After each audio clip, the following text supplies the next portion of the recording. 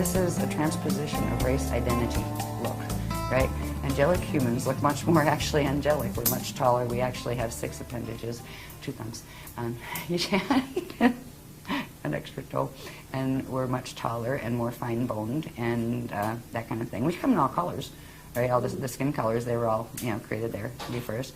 There are people that were much more reptilian, that were in on the bioregenesis, or helping the DNA to get its ascension codes back projects. So now you have like people that are part human and part reptilian, part human, part Anunnaki, part human, part draconian. Oh, it's just like Club Universe here, and that's okay if we weren't all fighting and trying to kill each other. Because if you look at what is happening, what has been happening, our history on this planet, even the part we know, everybody's been trying to kill everybody else to get the land out from under them, or to take control of their power and disempower them. It's been horrible.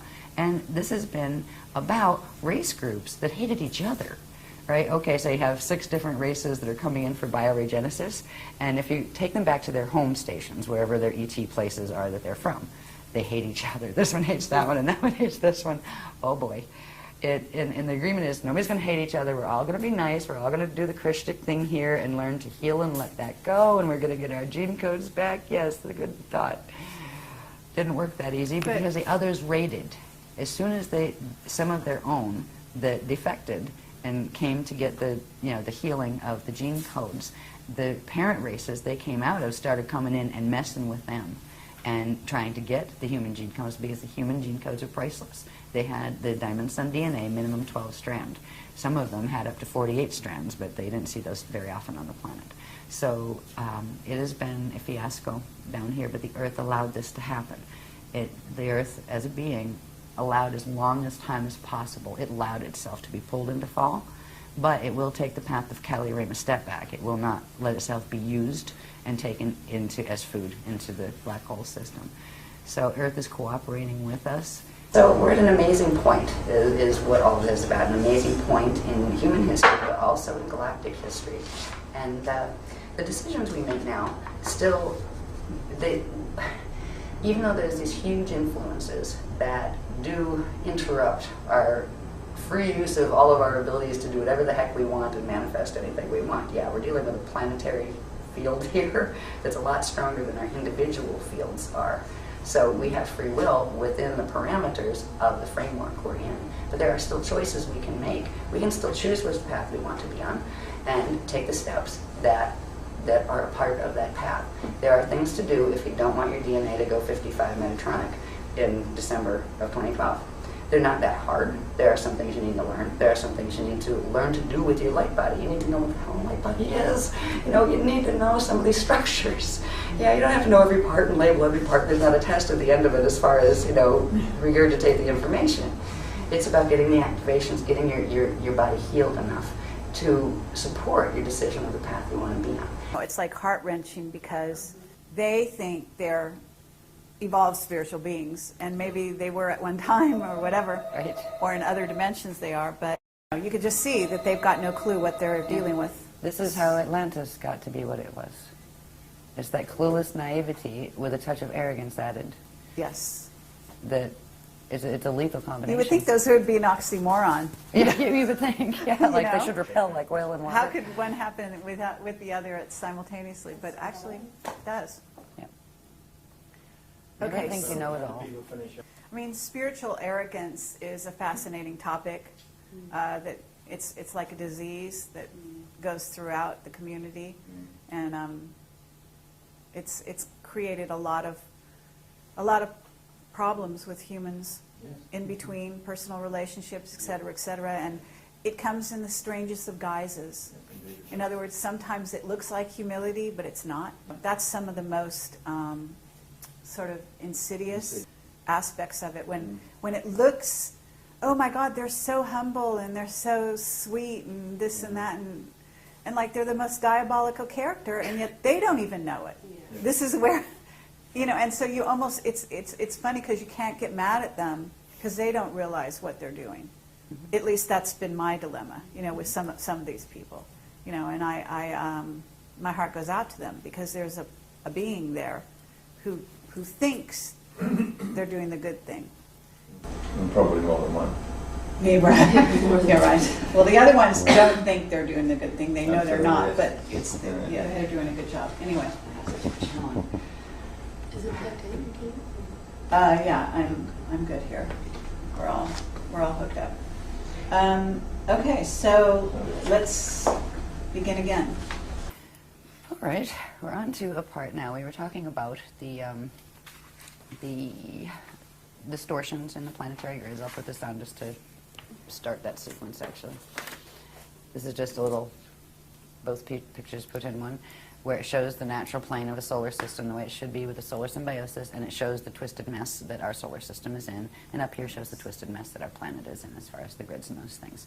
Now, this information is built on understanding the base structures of what the planes are supposed to look like. We talked about the larger structures that were maps of the cosmos that showed the interactive gate maps built on the Cathara grid and all of that. We worked our way down through the probability structures and the galaxy and everything, got down to here.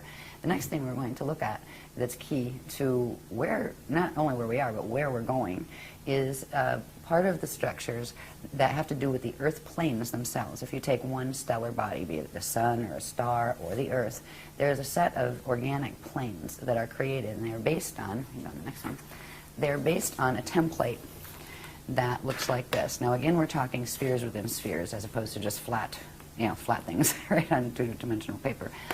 This is called a Partiki body template, or a Partiki body. It is the dark matter body. This is the part that science plays with the idea of dark matter because they can see something creating an effect, but there's nothing that's here in matter that is creating that effect, so they call the matter that you can't see that's obviously affecting that the dark matter. There is actually a substance that is called dark matter. It differs in certain qualities from the matter that you can see, and there are templates built on it. They occur in a certain stage of the creation process, and they're all interconnected with the other structures we've seen. The dark matter template is actually the elemental command template. It is where things like atoms actually first start and where they're actually manufactured before they come into materialized form.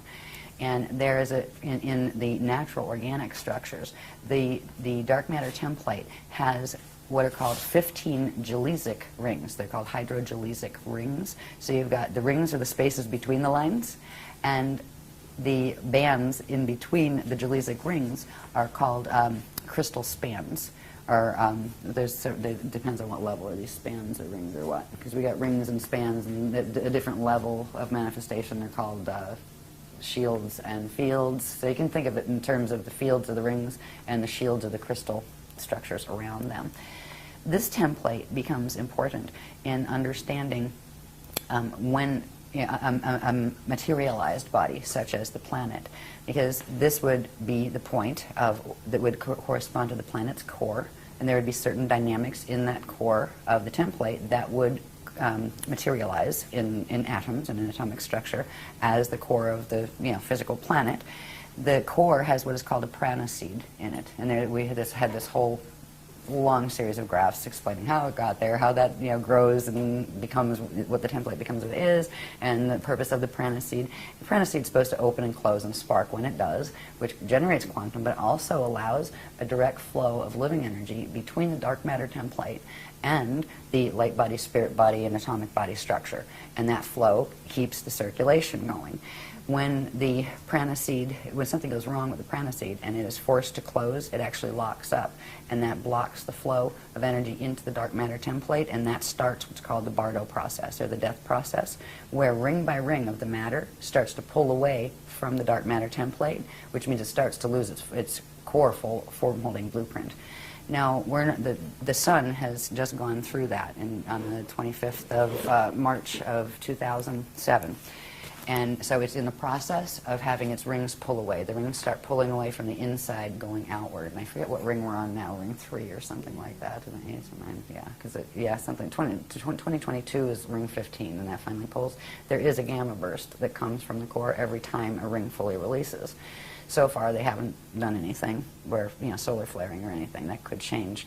When it comes to a planet, this becomes very interesting because in this template, and we'll see what it looks like in relation to the planet in a minute, but in this template, those 15 geodesic rings are broken up into, or form into sets of 3, and each one of those is considered a plane. All right, so there are 5 planes, 1, 2, 3, 4, 5, in this 15 ring structure. Right? And each of the planes has 3 geodesic rings to it. This becomes important when we start to look at planet structure. When we look at the planet, and if you took a cross-section, you have the core of the planet, then you have the mantle levels, and you have the crust, then you have the atmosphere, and all the stuff that goes up to the magnetosphere. Right? This template is actually the key to understanding what is where. And there's some very interesting facts that go with each of these geodesic areas, because certain areas have certain characteristics, not only of matter, like certain areas are liquid. That's why we have like liquid core. There are certain bands, number 4, 5, and 6, will actually be liquid aquifers. They're called aquifers. And when we see this in relation to the planet, we're looking at just one dimensional level of one now. Each dimension, for example, a 3-dimensional planet like Earth, it actually has dimension 1, dimension 2, dimension 3, and what is called its density template, or its density body, which would be the catheric level. So there's actually 4 levels. It would be 4 embedded templates. If you take 1 and then times it by 2, that would be the next size, times it by 2 and the next size. It shows you all these overlapping rings, and in those, it actually gives you a map. If you take a cross-section of it, it gives you a map from the core going all the way up into the atmosphere of what is where, what energies it's composed of, and what doorways exist where, because there are pass-throughs that exist in certain parts of this.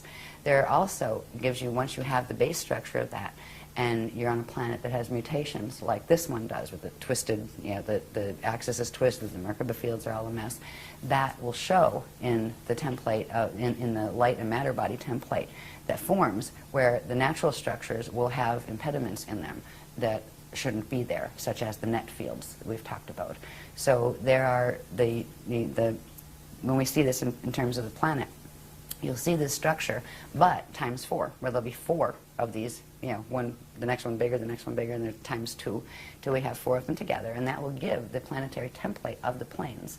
So in one dimensional level, you have the 15 layers, or 15 rings, and which make up 5 planes. So if you have 5 times 4, that's 20 planes. You'll have 20 planes in one density level of a planetary system. This becomes important because in certain areas in between these planes, there are platforms of consciousness that can be activated and are being activated that will allow for safe zone spaces. So eventually those places will actually open, and there will be an interface of planes between here and the hosting systems that we're going into, where eventually we will be able to walk through certain grids, and if your DNA is keyed to it, you will be able to see the other reality field and literally walk out of this one and into that one. And that is what we're aiming for. What we get out of understanding the base template of the Partiki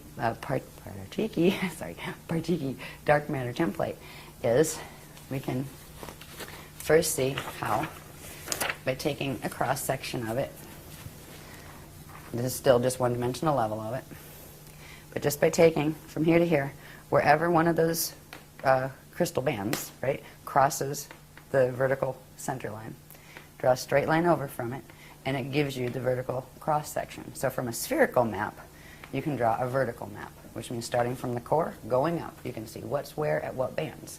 This becomes helpful once we have it all embedded into the 4 together, so we can actually see what's interfacing where. And there's some fascinating things that are up in our skies, around, besides the Van Allen belts. Because we know where the Van Allen belts are, and I haven't even looked up how far up they are, but that's known by science, right? The inner and the outer belts and the gap between. We can judge the distance of how far up what is, as far as doorways and those kind of things, because the Van Allen belts give us an actual, physically verifiable location to judge the rest. Is it up above it? Is that kind of thing. So these spherical maps which we're in the process of working on. In fact, we're going to be doing more of those in this workshop than we have ever before, really. And the vertical maps. These are the keys to, if you're going to move into ascension, where's the first place you're going to go? First, you're going to have to know how to get out of here. All right, I found a Stargate, now what? Right? Where am I aiming for? People do astral projection all the time. Half the time, most of the time, they're going down wormholes and don't know it. That is not ascension. They are not Stargates. You know, there are ways you can use the facilities that we have organically. We have the organic ability to project out of body, and eventually we can get our DNA up to where we can actually take the body with us. But you want to know where you're going first. There are certain planes that are totally corrupted. There are certain planes that people, when they have, like, say, a natural death here, get stuck in because of the distortions in the light body structure of the planet. So when we start to see the planes, the vertical maps, we'll look at the spherical one in a minute. The vertical maps look like this, which is that cross section, but this is after putting 4 of those layers together. So you see where each of the Jaleesic rings overlay, and so you have 20 dimensions interfacing. So you'd have the core, and these are the different things going all the way up. There are certain areas that interface directly, because we talked about before how this Earth has been a hot spot for all sorts of warring type of activity, because its relationship in relation to the galactic drama, where the star planet called Eartha in M31 Andromeda is directly linked to the host star that Earth was seeded into when it came back out, when it was seeded back out in the Amenti rescue mission, which was A'shayana. So you have Earth, A'shayana, and they connect through the gates directly into Andromeda. So they were actually, Earth was holding the galactic host for the Milky Way galaxy. That's why it's been never peaceful here. Terra was doing the same thing before it fell. So anyway, these up here, these upper planes that correspond with different layers, I'm not going to read every layer right now, but this stuff is out there, and it's it's in various different workshops actually. It shows you where the interfaces are, where up in our skies that interface directly with M31, where they are crossover points. There are certain things called aurora platforms that are in between, that are platforms that go through that space that I had mentioned. It's called the aurora continuum, that is between the outer domain radons and the middle domain edons, right? It's that transharmonic space.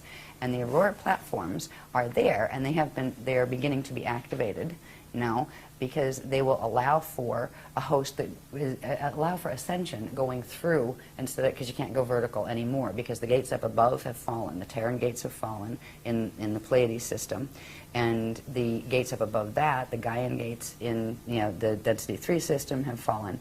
This matrix is falling, and you can't go vertical because of that unless you want to end up in a fall system. So knowing where the plane structures are in our literally right here at home, this we don't have to go all the way out into the middle of the galaxy to find.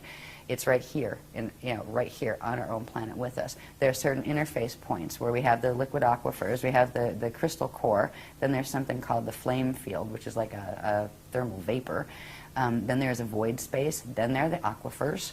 And whenever you see the aquifers, they come in at the 4th, 5th, and 6th Jaleesic layer in those templates. So they'll appear a couple times because you've got 4 of those templates now, right? So these are the deepest aquifers here. All of the aquifers will have these passageways, these natural passageways that are partially in the aquifer and partially in the lower mantle level above it. So there are doorways deep down there that you can learn to actually project through and eventually actually take your physical body through. There are what they call biomes in the middle mantle layer, and they are the crystal temples, and there are people who live there at certain angular rotation of particle spin. So we're not as alone on this planet as we think. There are negative aspects to some of these as well. They're not all positive, but fortunately there's a lot of positive ones. So up here, when we get up into the atmospheric ones, there are levels of the atmosphere, and again we have where the Van Allen belts are, so you can tell which planes are in relation to where the Van Allens are, and that kind of thing. So these are the projection maps. If we're going to learn how to first bilocate and then learn how to actually translocate and take our body somewhere, it's helpful to know where the heck we're putting it. Because when we get to the point where we can do those things, it isn't going to be like, hop in a taxi and say, hey, take me to plane 4 over there, right? It's going to be literally a visualization process, and at the speed of thought, your fields activate and bang, zoom, you're there, You know, that's how fast you would actually go through the gate systems. You wouldn't go, okay, now I'm going to step in the elevator and I'm going in the gate. It doesn't work that way. It's instantaneous and moving at the speed of thought. You know, so anyway, the planes maps are very helpful. They're going to become more helpful as we Okay, what about move the into- Great Pyramid? Because it contains aquifer, as you're calling it. There's a liquid part of it in which you can supposedly ascend through, and they used to use it as an ascension chamber. They used to use it as a wormhole chamber. I remember that pit, the alligator pit. Okay. Yeah. Is there more than one, though, Yes. in the Great Pyramid? In the Great Pyramid, I'm not sure. I remember a big one. I just have like pieces of the cellular memory from times when I was there. Uh-huh. Yeah, I was a female that hung around there on occasion until they killed me. I do have incarnational memory with that. It's not one of my favorite places. Actually, the real hot spot they haven't figured out yet is Saqqara. Mm-hmm. Yeah.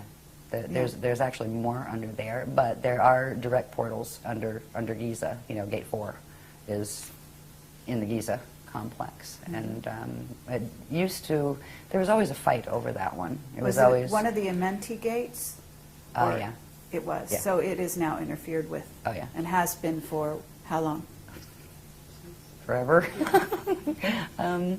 It's actually where they moved the Ark of the Covenant passage in when around 9558 BC period, when the final islands of the Atlantean continent had gone under. That's where the Ark of the Covenant used to come down. That's a portal passage that goes from here all the way up to Andromeda, and they literally shifted it into Giza. And then, of course, Giza became a real hot spot to try to have the other guys take it away from you and use it for wormholes, which there was always fights over it. There were ways to open it that would lead to the ascension chambers, and there were ways to open it that would lead to the wormholes, and it was always very testy. But at this point, the Amenti gates fell in 2003 to wormhole control, the wormhole people control, which means the dark force, whatever you want to call them. I don't like to be insulting to them, but the self-serving ones, maybe, the ones, FAs. We just use that, just, fallen angelics, whatever. Okay. But yeah, Giza is intense, but Giza's gate it's taken over. It's one of the Amenti ones that's taken over. And we've actually had to recently assist the Guardians in bringing a portion of the Ark of the Covenant passage, literally shifting it back using acoustic Merkaba mechanics back to its old Atlantean location, which is now in the water. But it can come, there's an area where it can come down through, so we had a trip to Ireland that had to do with that. Oh, wonderful. Yeah, so there is a portion of the Ark of the Covenant passage that is still secured. And that means there's a part of the race morphogenetic field that is still secured, that is not completely under control. If you read in the Voyagers books, it explains the things that are supposed to happen with the Ark of the Covenant and all of that stuff. Well, the blue flame that was coming down from Terra is now reversed, which means it's carrying the opposite, the reversed coding, which goes with the wormholes, because of what happened up in Density 2 and Density 3 in the last several years. So right now we are doing the silver flame activations, where the Guardians have pulled a portion of the race morphogenetic field, angled it, because it's still in the core, but they've angled it. So it's the passage that goes with it is no longer coming down there, so it won't receive the blue flame. It'll receive a higher level one that is called the gold and silver one flame, which is the one that actually allows the activations that will allow for the transharmonic as opposed to just harmonic activation of the fields in Ascension. Okay. So it's been very complex, like the dynamics. Yeah, okay. that- No, but that's good. That's very good information. I do want to ask you, at some point, they're talking about a Stairway to Heaven having opened up in Germany, and I'm wondering whether or not that's also a false stairway, so to speak. I don't know, I'll ask. Okay. I'll set up the question, see what they say. Yeah. I don't even know where I got that They just information. commented, they said, we'll talk about that later, remember Transylvania? Right? Yeah, because Oh. it seemed like an 'Cause unlikely there's place. another one in Romania or something, Transylvania, that has recently been found in the last number of years. Somebody sent me a book. Yeah, Sarah sent me a book on it because she wanted me to know about that, and I asked the beloveds. And these things are part, I think, these are connected to the things we're going to learn about in this next workshop, that are the 12 plus 24 of the ancient arrow sites. that originally were guardian sites, but some of which got compromised. So I wouldn't doubt that it has something to do with that, but I haven't heard anything about it yet, but that doesn't surprise me. Half the time it's like, you just heard about it, and here's the dispensation. That goes that way. So we'll see if it pops up. But, if not, I'll put it on the list of ask them about that, and if they want to comment, they will, and if not, they'll say not at this time. I don't think that this is a positive. That was my understanding, is that it's been created, actually it's been created by governments that are working with probably with the service to self group. Yeah. That would be my gut feeling on it too. Yeah. But I kind of put that, I call it File 13. I won't make a judgment on it until I get, direct from them or something, yeah. But I wouldn't be too hopeful, As far as all sorts of things like that, at this point, you're just going to go, yeah, right. Here goes another, FA activation. Great, another wormhole's activated. Great, they're doing another big meditation. Oh, wonderful. Well, they're also, supposedly well. like an insider. They're selling tickets to. I mean, it's a crazy, not literally selling, but for insiders and so on and so forth. And it's just a piece of information that I got. I can't even remember where. I remember one person who was doing these, secret, big, important meditation groups with her ET channel people, and you were required to send hair for DNA. Like, went, oh, no thanks. That's not a positive. Right. Yeah. Anyway, to each his own. I'll stick with my diagrams and the guardians. When we get through the structures that we were talking about in the vertical maps and look at this in terms, now this is just a black and white copy, I don't have this in color yet, but these are ones we're just actually bringing out in, we've brought out the material before, but the diagrams you could actually read because they're clear enough because they typeset them for me. This is showing the spherical map, right? And we saw the little one before that was just like a cross-section, right? This is showing the spherical map. And when you look at these more closely, I'm not going to analyze this here. There's other things that, we've gone in depth, other workshops have gone in depth in these. But here's where you'd have the Van Allen belts coming in, right? So that gives you, all right, that's up in the air. Coming closer down here, this is the D2 crust. That's what we're standing on. The D2 area, we're actually in D2, all right? That's the telluric realm, and that is what we perceive as solid from the state of mind, the D3 atomic level. So we always see, you see as solid, what is exactly one dimension below your state, right? And we are stuck in the D3 state because of the DNA, so we are seeing the D2 level as solid. So this is the D2 crust we're on. This is then you'd have the level of the mantles going down. You'd have the aquifers inside there. The crust level always shows up at the outer ring around the 9 level, right? And that always shows up at this point inside of one of the Cathara grids, and that applies all the way up. The mental body layer of the planet. This is the physical emotional body layer. The next one up would be the D3 grid. That's up here. And there would be the specific areas where the crust of the mental body is. Where if you went into the atomic state of matter, that would be physical to you. If you went into D4 or even density level consciousness, which is the one step up, you would see that as physically solid. Right? These are reality fields that are going on around us all the time, and they are populated as well. Right? And sometimes we get visitors from them. Not all of them are positive. They started out that way, but there are these things here. 1, 2, 3, and there's actually one that runs up in here. These are net bands. We've got the, which one's that? The dermanet? Yep, the D1 dermanet, which is an etheric net. That runs where, let me see what level is this in, because you can find exactly where they're running. Let me find my crust again. That's the D1 crust, sorry about that. This is D2. And look, this is a little bit blown up from the smaller map I was working with. Here's the D2 crust. That was the D1 crust I was showing you before. This is the D2 crust. The dermanet runs literally halfway down in the upper mantle and halfway up to the ozone layer. All right? That is one of the frequency control nets that are controlling our DNA, our minds, that we're getting broadcast. You wonder where channels get their information from. Yeah. It's the intranet, actually, and that one's up here. That's the D2 level. That's up in the atmosphere, a bit higher than the ozone. Here's the ozone layer, and here's the thermosphere area, which is the inner atmosphere below that, right? So moving upward, we have the next net, and that's the intranet, and that's where the channels get most of their broadcasts from and all of that kind of thing. They're canned broadcasts, if any of them. These, if you follow it around, where's the Van Allens? Ah, the inner Van Allen's there. So this is right on right in the beginning of the Van Allen gap, right? So it's showing you. You can tell where these things are, where they're coming from. This is what the HARP stuff is all about, and various things like it. They are getting these things activated to kick them up for full throttle when they try to roll the planet. And that's what they've been, all this technology has been trying to aim for, was that final extinction, which they're not going to succeed at yet anyway. Hopefully by the time they get to around to being able to activate this Merkaba and making us extinct, we'll all be gone anyway. Right, bye. Took the spanner gates out. So up here we have, this is the one that corresponds with the next level, which is called the density grid. That's the etheric level of matter in the planes. This one is called the ego net, epigenetic overlay net. That is the one that controls the chemical sheath around the DNA that actually tells the DNA what to do. So these are the biocontrols that are being used. When we have psychotronic warfare and things like that, where we're getting zapped with stuff, I mean, these are the nets that are coming through. There's a whole other set of technologies on planet that go with this. It's called the Caduceus network. And it's a perversion of the natural structure of that figure-8 shaped Navajo gate.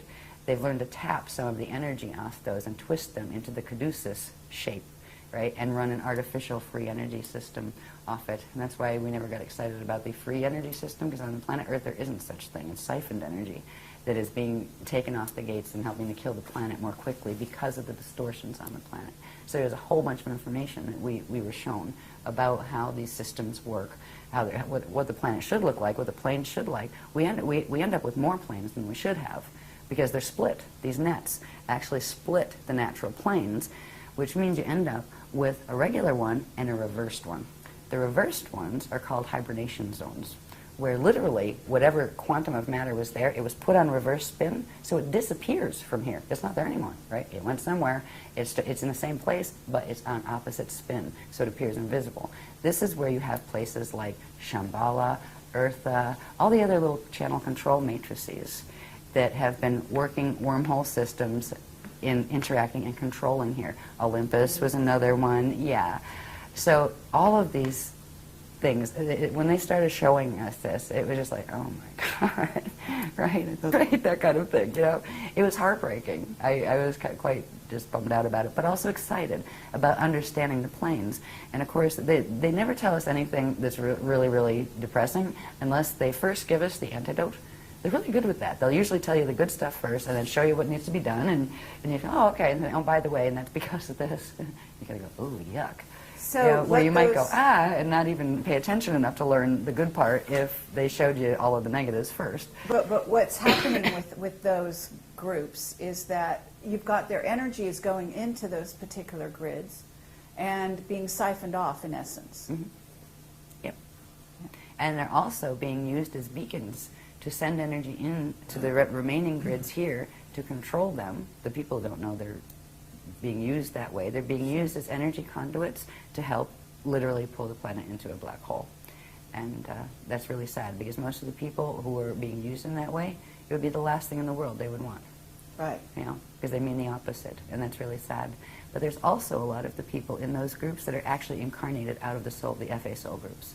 Mm-hmm. And some of them, once a being incarnates, though, it has free will, even if it's out of a non-free will matrix, mm-hmm. which is always a risk. When the FA groups decide they're going to incarnate and put their little soldiers on the planet, their soldiers might rebel when they realize, hey, we can make better choices.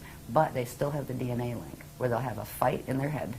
You know, one part of them pulling in this way, the other part that way. It's really, really difficult for people who are born with greater degrees of Illuminati gene code, because the Illuminati gene code is what plugs into the FA matrices, mm-hmm. and nobody ever comes in alone here. We all have, you know, we came from someplace, and we all have family groups and that kind of thing. Mm-hmm. And if you happen to be out of an Illuminati family group that's a control matrix that doesn't give you free will and that kind of stuff, they will give you a hard time if you try to escape from them here, but that doesn't mean you can't. Because you can, and there are certain things you can learn to do with your bioenergetic, I'm talking so fast, I'm tripping, with your bioenergetic field that will allow you to slow down their ability to push you and to make sure they don't come in your body and just take you over and that kind of stuff, because they can do that, and it's a pretty standard way of how Illuminati deal with their, you know, renegades. You know, they don't give them a chance to be renegades. So anyway, these planes are here, but they are the negative ones. The positive ones are here. There are these aurora platforms that connect into the aurora continuum. And we've been progressively giving technologies and techniques to work with our biofields and, you know, in our bodies and our various levels of our bodies to bring in the currents that will allow us to begin to be able to go into these spaces, or actually more so open up these spaces where they're in the same place as the other spaces, but you could have two people standing next to each other, one activated to this time wave and one to that, and they'll see completely two different things.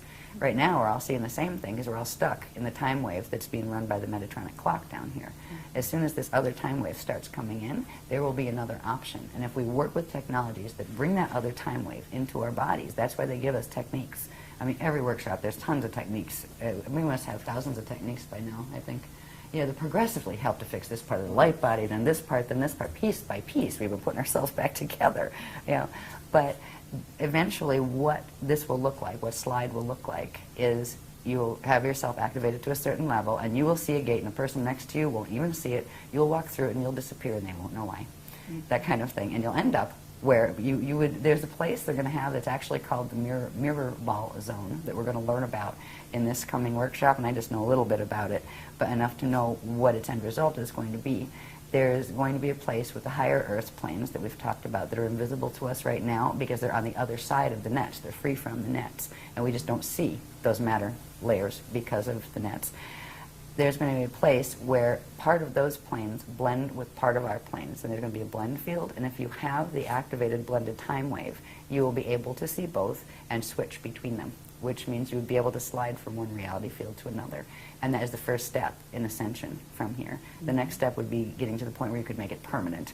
Because as long as your body is still partially running the time wave here, which means as long as you still have that cell donated by the piece of cell from your mother and your father, as long as that cell is still there and not released, you will be bound to the time frame of the planet in which that conception occurred.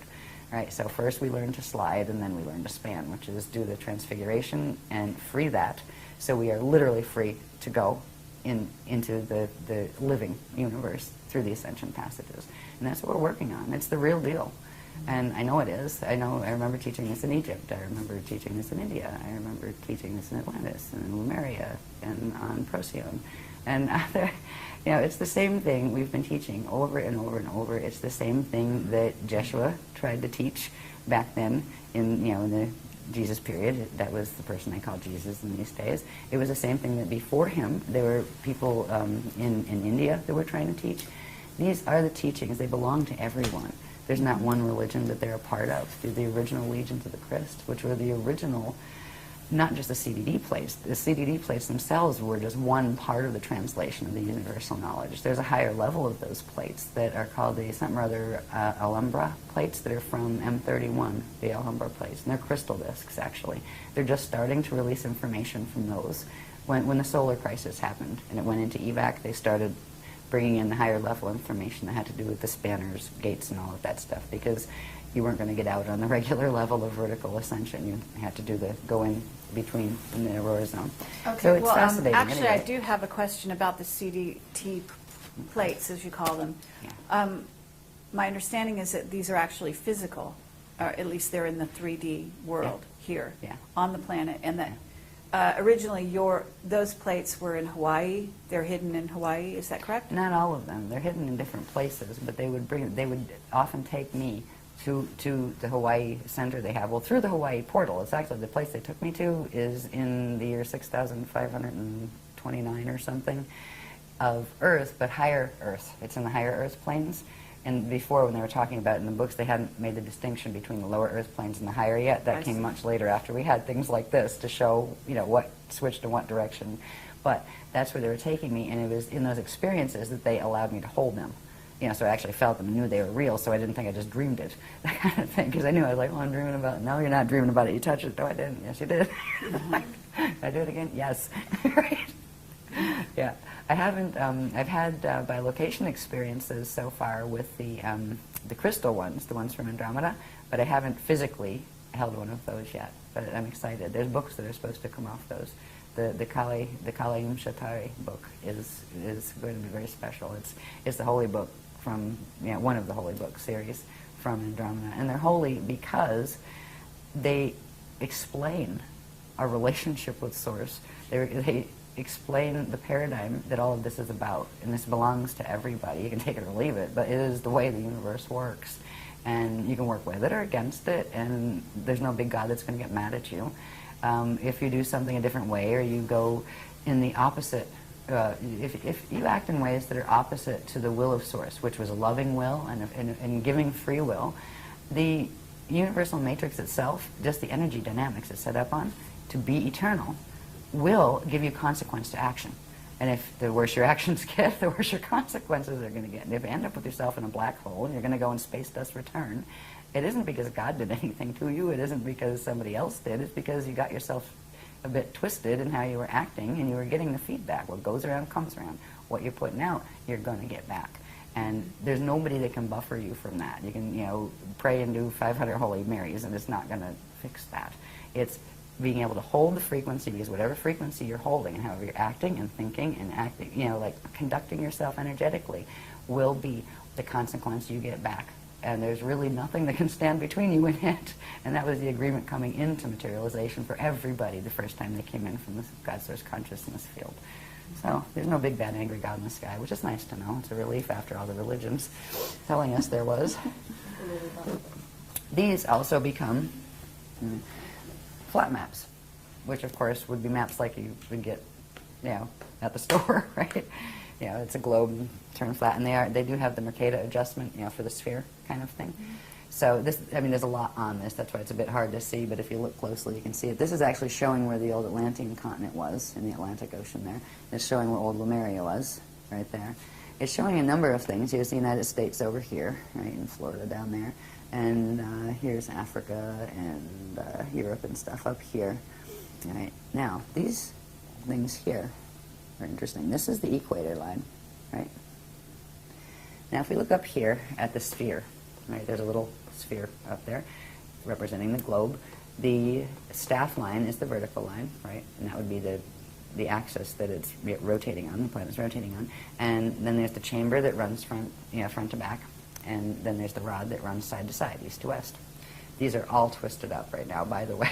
They're not, like east is not east, west is not west. And we're upside down, actually, in terms of the natural, the greater maps that our universe is a part of. We're actually, like for Eartha, for example, Eartha is still in its natural position in M31 in relation to the larger maps that that's a part of.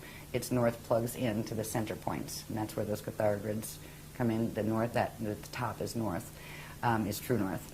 Eartha in M31 still has its north in the north position. Our north is actually our south. We're literally upside down and then shifted 23.5 over. So it was 180 plus 23.5 shift. But to us, walking around on it looks like, yeah, that's up, that's north, right? So that's what we work with here. We went through a whole series of things that showed the twisting and distortion of the rods in the chamber. Where is the front of the planet? Where is the back? Where are the true sides, right?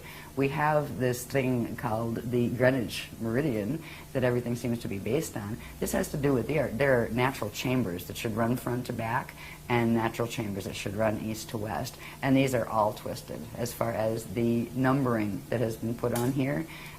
These triangles here would be, now if you took that sphere and flattened it out, right, there are 4 points on that sphere where those rods and chambers come through, right? So you would be able to chart them. They come out along the equator line. If you looked at that, like I just put it in an angle so you could see that there was 4 chambers, right? So there would be 4 opening points. They're called fontanelles, where these chamber energies come through, the front and the back, the sides, and also the top ones. So there are 6 fontanelles on the planet, 1 on top, 1 on bottom, and 4 along the equator. These are actually spinning vortices of energy that under certain conditions these are supposed to be interacting with the natural sun that has the same thing in the solar symbiosis cycle. But because of the planet being twisted, they're not. The rods have actually been split at various times from, I think the first was around 540 million years ago, and this planet was reseeded, this solar system was reseeded 550 million years ago, all right, when the fall of Terra happened. So it was very soon after that, in those type of numbers, that they first started to mess with the rods and started to shift things. the movements of continents and things has had very much to do with people playing with the rods when they shouldn't have. They've split them. At first it was just splitting them up, right, where now you had two versions of them, and they split it up to the tropic of, what's up there? Is it Capricorn or Cancer? Cancer's up, right? Yeah. So they split them, and instead of running on the equator, there's a set that runs on the Tropic of Cancer. And then the other guys, I forget if it was the green, I would call it the green team and the red team. The green team are the Anunnaki and the red team are the Dracs, right? The green dragons and the red dragons, etc. So we just use it that way just to, instead of trying to, like, and there's like 20 on that team and 20 on that team, the greens and the reds, let's leave it at that. So I forget which ones did it first, but then the others pulled part of it over at a different angle, but on the same Tropic of Capricorn. So now you have these things, sorry, Cancer, and now you have these things. Here's the natural part. A third of the rods were left where they're supposed to be, and they still spin as they're supposed to. Then you have the green ones and the red ones. I think it's green over here and red over here, but it might be reversed. I don't have the color version. It's been a while since I taught this, but you get the idea. In between them, if you get one spin in one way, one spin in the other, it creates a sinkhole in the middle. You wonder how that continent that used to be that big isn't there anymore? That one right there. They sinkholed it, which means they literally get those going. It creates a field that literally dissolves the matter, right? Turns it into an oscillating wave and takes it somewhere else. They took this to a place. Part of the quantum of this planet is now called phantom Earth because it has been taken into full fall zone. But we're in the net part. We haven't fallen fully phantom yet. And there's another part of the quantum of Amenti Earth that has stayed in the natural configuration, and that's called median Earth. And the higher Earth planes are part of that, or connected to that. We're stuck in the middle right now, and most of the grids are going down, while some of us are going, up as those grids go down. Bermuda Triangle has to be in that sinkhole. That has to do with the wormholes, actually. Okay. There's a whole set of wormholes. They call them the Phoenix and the Falcon wormholes. They're right off the coast down around here, like, is the coast of Florida or North Carolina? It's one of the Carolinas, yeah, right up in there. Then there's another set over here, the Lakastaki wormholes that the other guys control, the Buddhara control those on the west coast. Oh, this is a mess. What they've done to this planet is heartbreaking. But the planet as a being allowed it, because it allowed itself to be used as a nursery. It was used in a way where the angelic humans were appointed here, not just here either, not just on Earth, but they were created to actually be the Templar guardians of this time matrix. And the ones that were seated here were allowed to interbreed with certain races who entered the Emerald Covenant for bioregenesis, which means if they were losing their ascension codes to the point where they were going to go into full fall and they were going to end up not being able to even incarnate back into a body that had ascension codes, the races that went into that type of trouble because of the choices they made in their existence and their race existence, if they entered Emerald Covenant, we would literally help them get their gene codes back, and that's how we got in trouble down here, where there would be, we'd be allowed to intermarry and those kind of things, and children would be born, and the gene code would be brought back in the next generation, where it would lift their gene code. But what it started to do was drag the angelic humans down, and then everything is done on purpose to sabotage the angelic human ones, where they got our gate codes because our DNA was keyed to the stargates here, and theirs wasn't. They had only wormhole access that they would be brought through because it did not have wormholes in the beginning here. And they would be brought through on Emerald Covenant agreements so they could come through and heal. Earth allowed herself to be a place where this healing could take place. But the ones we healed took over. And right now you have what used to be an angelic human race and a whole bunch of other different races that looked very different, right? If you interbreed something enough and shut off certain parts of the DNA in this one and turn up certain parts that are similar in that, they start looking more and more alike.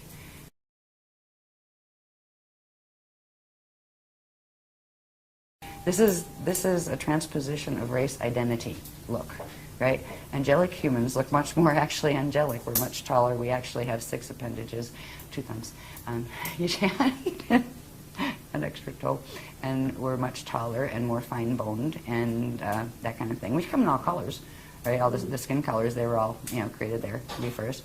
There are people that were much more reptilian, that were in on the bioregenesis, or helping the DNA to get its ascension codes back projects. So now you have like people that are part human and part reptilian, part human, part Anunnaki, part human, part draconian. Oh, it's just like Club Universe here, and that's okay if we weren't all fighting and trying to kill each other. Because if you look at what is happening, what has been happening, our history on this planet, even the part we know, everybody's been trying to kill everybody else to get the land out from under them, or to take control of their power and, you know, disempower them. It's been horrible.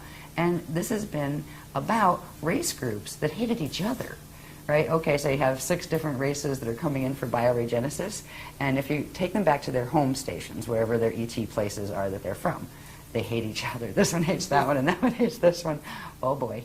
And the agreement is nobody's going to hate each other. We're all going to be nice. We're all going to do the Christic thing here and learn to heal and let that go, and we're going to get our gene codes back. Yes, the good thought. Didn't work that easy because the others raided.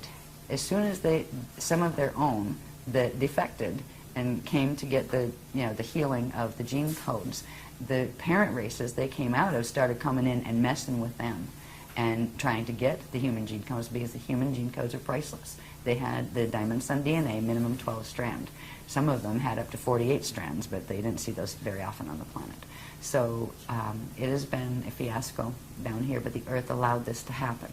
The Earth, as a being, allowed as long as time as possible. It allowed itself to be pulled into fall, but it will take the path of Kali Rama step back. It will not let itself be used and taken as food into the black hole system.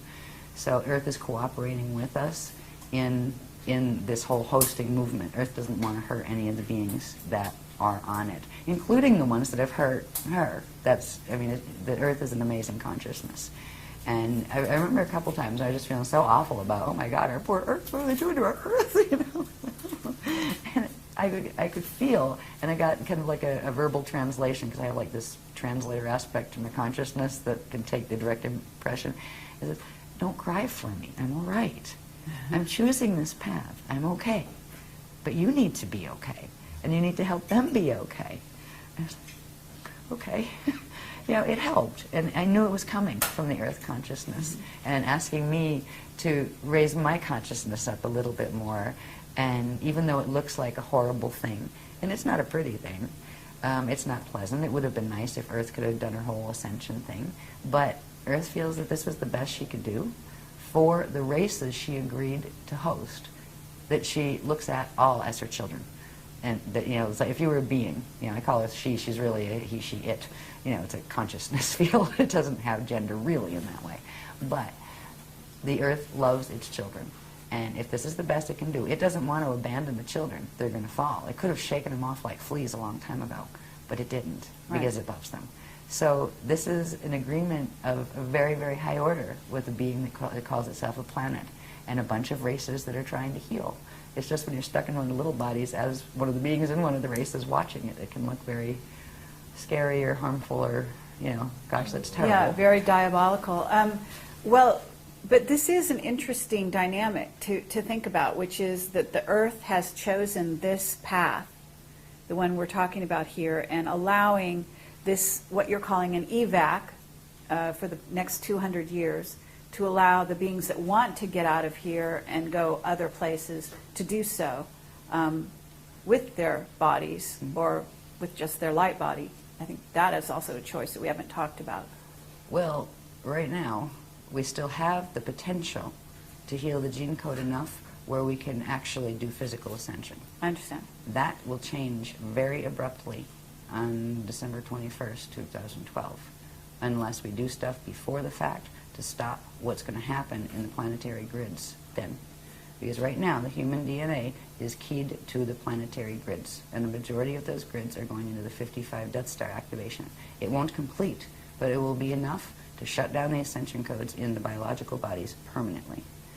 But I do know that somebody, might not be our group, we might be too old and tired, honestly, I don't know, because you know, use up enough of your quantum, and even if you can get your, put your DNA back together, you're just too bloody tired, right? So it's easier to bardo out and just get your spirit out and free yourself from the body. Yeah. So we're not sure it's going to be, our group. It might be the next generation. Sure. But there needs to be a group that does this, because if not, the human race will become extinct. if there is not at least a breeding set brought off planet physically with the ascension codes restored, what the human race was will no longer be, because it will have been mutated into something completely different, and those potentials will be lost. It will become extinct. Now, the consciousness will go in various places, but the race as a line in and of itself would become extinct. And that is not desirable, because there are still a lot of beings in the cosmos that think the human, angelic human race was a pretty darn good race. The Anunnaki aren't too thrilled with us, but there's a lot of beings that think it's a, you know, a prototype gene code worthwhile having. And so somehow there's going to be at least a small group of people who do get off into full ascension, get off this planet into full ascension. The rest will stay here. Some of them, after the host, after the gates close, the planet's still going to be here. There's still going to be people on it. But it's going to become more and more obvious, if it hadn't already, that being here very long isn't going to be an option. So there's going to be a huge rush for who can get in the air the fastest and out of the solar system, because they're going to realize what is occurring with the sun. There's going to be a Galactica but you're talking type about, scenario. in that case, they actually, their choice is only to go by a vehicle, you know, physical vehicle. That's what they will try to do. The ones that who will end be up left. staying here, yeah, and there'll be grid wars But over who won't- has the resources But to will build there enough be any ships to get off. positive groups, any groups taken off by positive beings at that time? Right in at the end, vehicles? the vehicles would serve one purpose. If a being didn't have the ability of the DNA to pass through the gates, but still it was close, there's a certain level of protection and kind of like atmospheric support that the vehicle, especially the plasma ships, which are different than just metal ships, that they can afford a being. But they can't be permanent. It has to be a being that would be able to, if you get them through, they have to be able to move through and hold the chain on the other side, right? So it would, if they could do that, yes. If not, they would just assist them off. Once the body died naturally, they would assist the soul out, or not the soul, because the soul's on density too, the consciousness out of this level. Right, so, but that's 200 years from now, as long as everything holds. Okay. Just to, I'm not going to spend a lot of time on these. I just want to show the fact that they exist and how these pieces fit together. We're down on the planetary level now. We looked at the planetary rods and the split rods and how they form sinkholes and all that kind of stuff. There's specific locations, you know, longitude, latitude, of these things that, this information is published. I think this was it's one of the Sliders' more recent workshops. I think this was the Ireland workshop. But if you take one of those, those 4 fontanelles, right, where the rods of the chambers come out, each one of those points is a very specific point on the planetary grids, and longitude, latitude can be found. So we do have the longitude and latitude of those vortice sets. What they do is, through the planet, they actually come together, right? So you'd have this vortice on this side and the other one on this side, and when they make them spin, there's supposed to be a natural spin to them, but when they make them spin and they send them in the same spin set, and then send the other set of them into the opposite spin, they can actually crack the plates at the equator and shift wherever they want. They can turn one up this way and the other that way, and they can literally rearrange the plate structure, and they've done that before in small ways. What they were planning to do in 2012 was the final one, and it would have ended up in the one extinction that did take out the humans this time. They took us out twice before. This is the 3rd seeding and the last one here. But there were 2 other seedings of the angelic humans here that there were remnant taken off, and frequently in ships. They got some of us out through gates, but there was also some ship pickups because it was fast, and you had to get them out fast before they weren't going to get out. So it's another one of those dramas. They didn't use the rods in either of those extinctions. A little bit in the first one, 5.5 million years ago. They call it the wall-in time. They used them, but they had tried to decimate the humans first, and whatever was left was taken off planet before they moved the rods at that period. So what we're dealing with is this amazingly huge set of mechanics that is so far beyond what our science can even fathom right now. They don't know what a fontanelle on a planet is. They don't know what a rod is. They're just saying, oh, I think there's something called torsion fields. Yeah, tube torus fields. Right. Yeah, we'll talk about torsion fields in a minute, because it's the torsion fields that aren't natural. Merkaba fields are natural, but unnatural Merkaba fields can be generated to create torsion fields, which are external vortice sets that can harness things and move things, and that is what is part of the Atlantean Death Star Merkaba structure. So when we talk about the rods and how they work as vorticeps, we also talked about briefly that this one, the one that goes east-west or left-right through the planetary body, is the rod. The other one is called the chamber. It has the front and that goes front to back, and that also comes out. This opens, this natural chamber at certain points opens. The rear part of it is referred to as the Bardo chamber. And at certain points in ascension, a natural process occurs where that Bardo chamber would open that allows for the different things to take place in a being's or a planet's body, that allows it to go into light structure so it can go through, gates and go to another space. The chambers are opening on this planet. They have specific locations as well. And again, if you turn this around, if you took this paper and bent it, where you at least have the circular part, you would see that this point and that point are directly, front and back from each other. What's funny is we had to do the calculations of where is the real front of the planet, because it's all twisted. The Greenwich meridian is not the natural front, back, or sides, and we have the calculations of what actually is the front and back and all of that. That matters when you're trying to line up angular rotational particle spin with certain planes that are not in the net. Because if you get it going the wrong way, it'll go into the matrices that go with the wormhole structures. So they were teaching us the basics of understanding these things, so we understood what directions our particles needed to learn to spin in. There was a time when we were hoping to get some of the planetary grids out of the fall, where literally some of the quantum from here could be shifted, and it would almost look like, well, it would look like in the other places, in the higher Earth spaces that are also physically manifest, it would look like new islands appearing, the land grids that we could get out. The chance of doing any of that now is very, very slim because of the thing that happened with the sun, the solar issues, and also the activation, the 55 activation that's going to take place in 2012. That can't be stopped. If they tried to stop it, it would actually implode the core, and it'd all be history. So the chance of getting grids through is not, like, as far as planetary grids, is not high. There may be little bits that can come through here and there. I get a feeling. I don't know, I haven't talked about it yet, so it's maybe a potentiality that's still on the board, but they're not going to talk about it until it becomes a stronger potentiality. But as far as the planet will go its course, it's chosen its path of Kali Rama, step back, and that's good. That's better than Kali Dima fall, because it's like, okay, I'll work with you, the consciousness on the planet to a degree. I'll take this much, but I'm not going there. Right? You want to go there? That's your choice, but I'm not going there. There's a whole bunch of people and a whole bunch of Illuminati races here that they don't have an ascension code left in their bodies. They're not going to make it out in time. They need too many generations to regenerate those codes, and there's only 200 years before the gates close. A bunch of them are choosing also the path of Kali Rama, step back, where they will go through their natural Bardo process and then go back through the Ring of Fire, back to the Edons, and then come back out and try again. And that kind of stuff, where you come back out and you're not in false status anymore. Then it's kind of clean slate, and okay, your choices again will bring the consequence. So you have a chance to get the ascension abilities back, but you come back to where you started, like the frequency level where you started. So it's you don't get to like come back and I'm up here now. No, you'll come back in the same frequency zone that in the outer domains as you left in Kali Rama.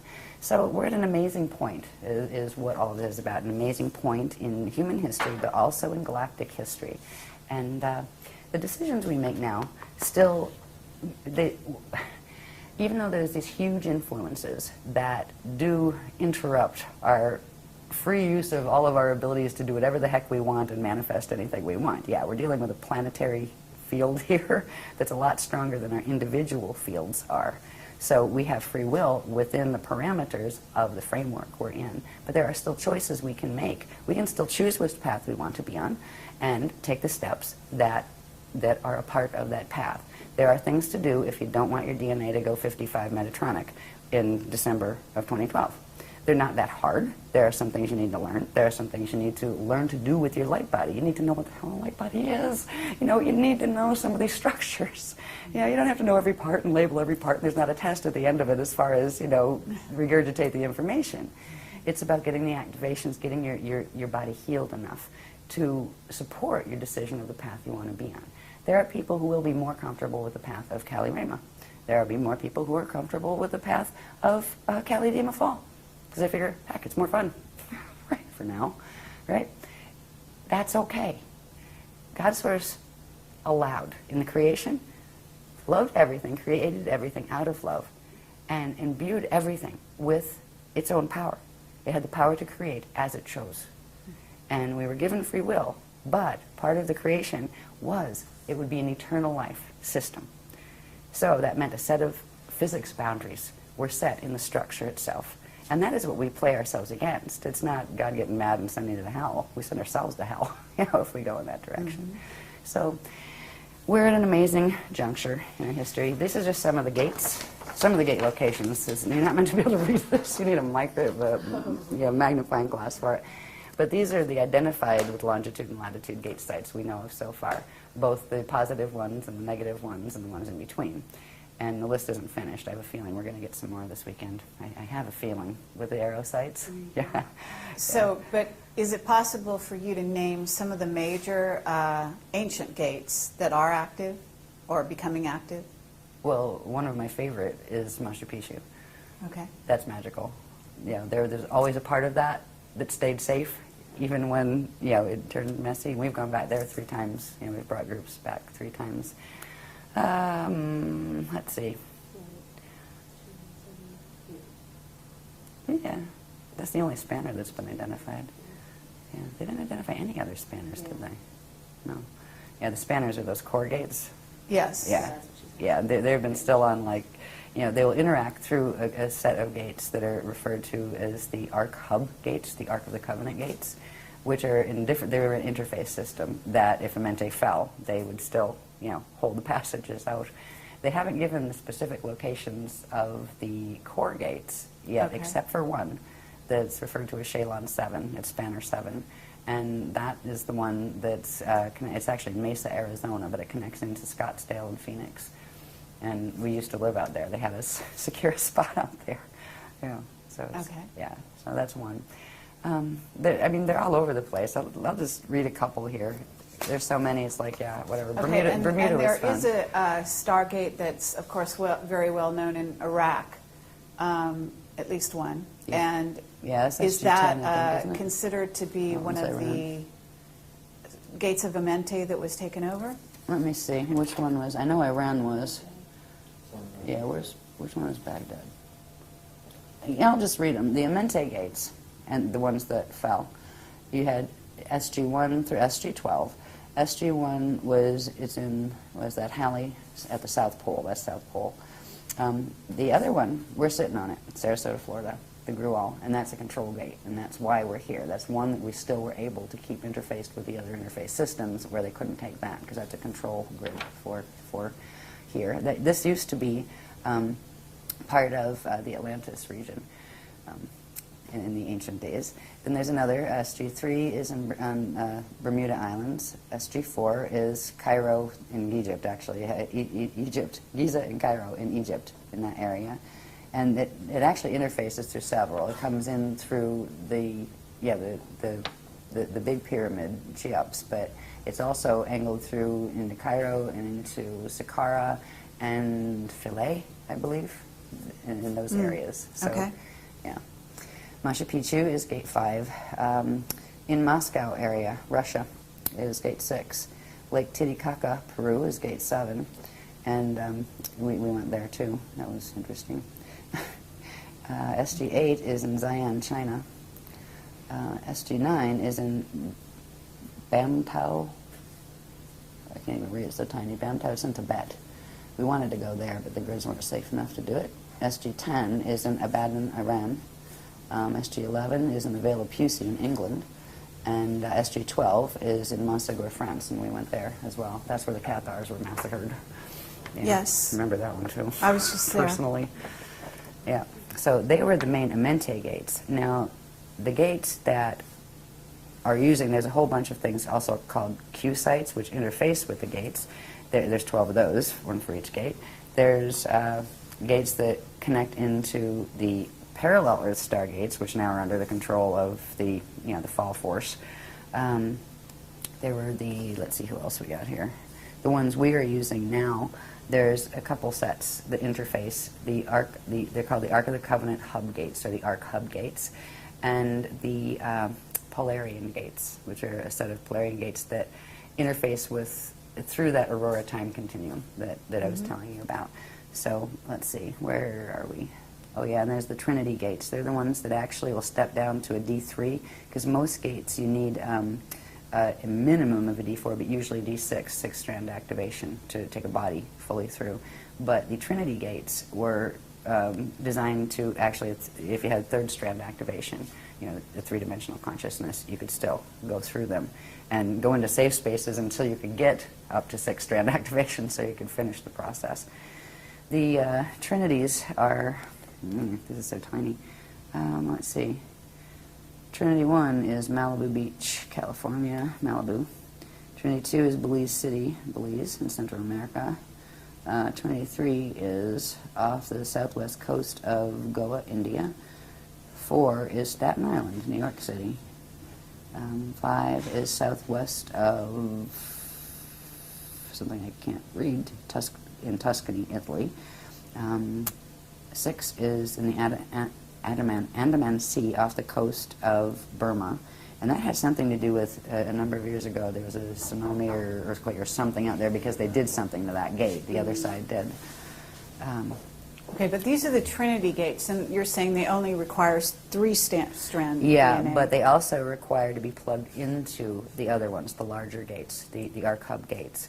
But the Trinities are like a step down for beings that won't, you know, if you had to use the gates and you only have three-strand activation, you'd spontaneously combust your body if you went through, you know, a gate that your DNA is not activated enough to hold the frequency of.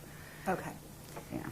And let's see. So, I don't know if the hub gates are on this one. I think they put this together before. Yeah, the hub gates. We have a whole book on the hub gates, actually, a whole, like, Okay, and the nature of the thing. hub gates is what? Well, they're the Ark hub gates. They run off the Ark of the Covenant portal passage between here and the Andromeda Galaxy. All right, Okay, so they are require secured. 5-strand or 6? What were they? 12? Yeah, their base is 12, and for anybody to get 12-strand activation here, yeah, 200 years, not highly likely. That's why the hub gates, certain beings that come in with certain contracts would be able to use them if they were fully activated.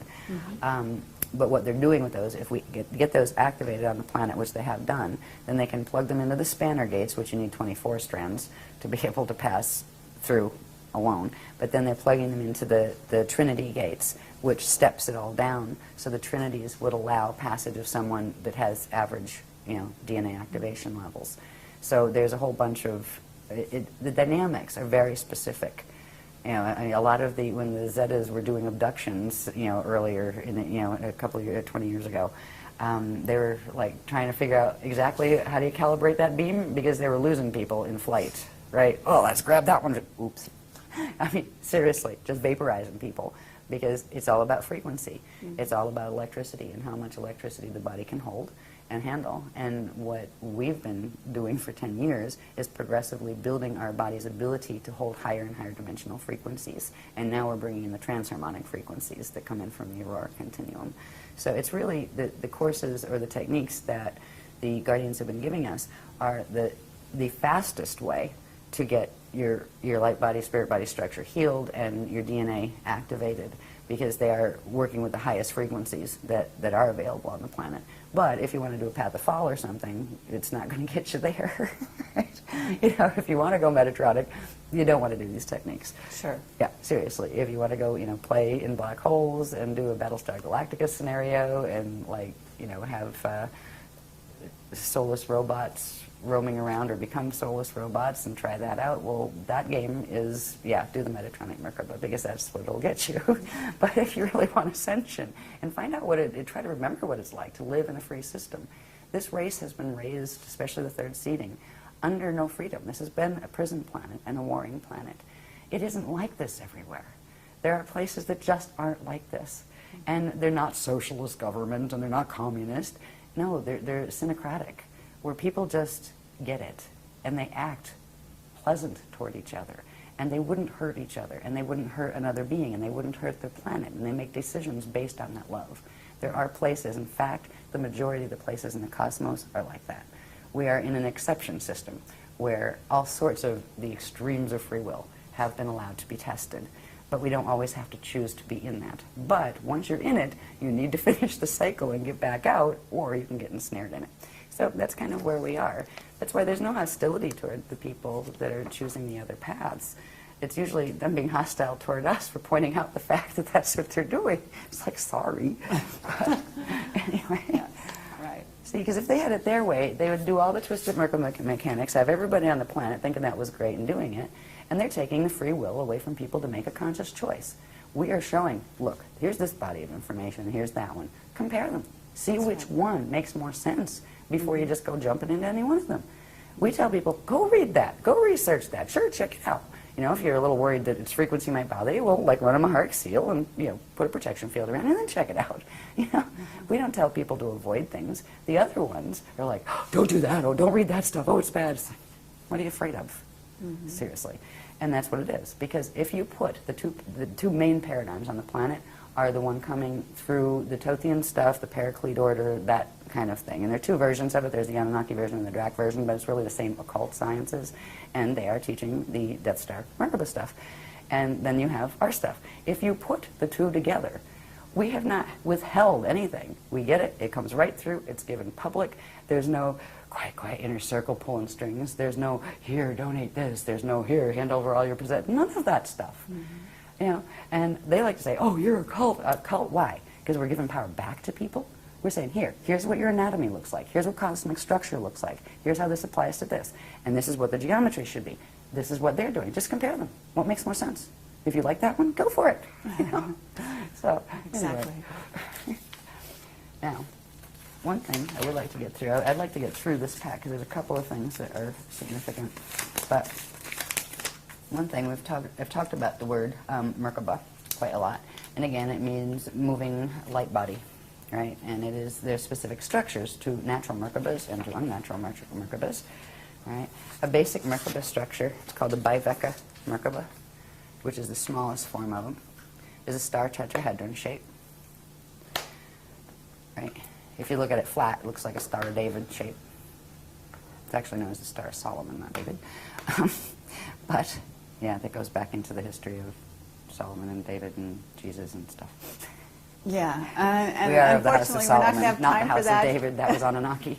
Right? Okay. Yeah, and that's all right. Anunnaki's fine, but, yeah, let's just keep the history clear on that one. Yeah, and I mean, I have some random questions that we can talk about at the very end, so Okay. just signal when that might be. Okay, I'm trying to get there, actually. No, it's okay. You're getting we tired. got I don't some blame room. you. I'm getting It's tired, okay. too. No, it's all good. Okay. Now, any of these structures, by the way, if people want to learn more about Merkaba, there's quite a decent section in the Cathara 2-3 manual, the Cathara healing system, but the 2-3, second and third level, we talk about these a lot. But anyway, this is the basic structure of them. And the classic Krishnik Merkaba will have an electrical top spiral, or at least in this universe, has electrical top spiral. Some of them actually have a magnetic top spiral, not in this universe, though.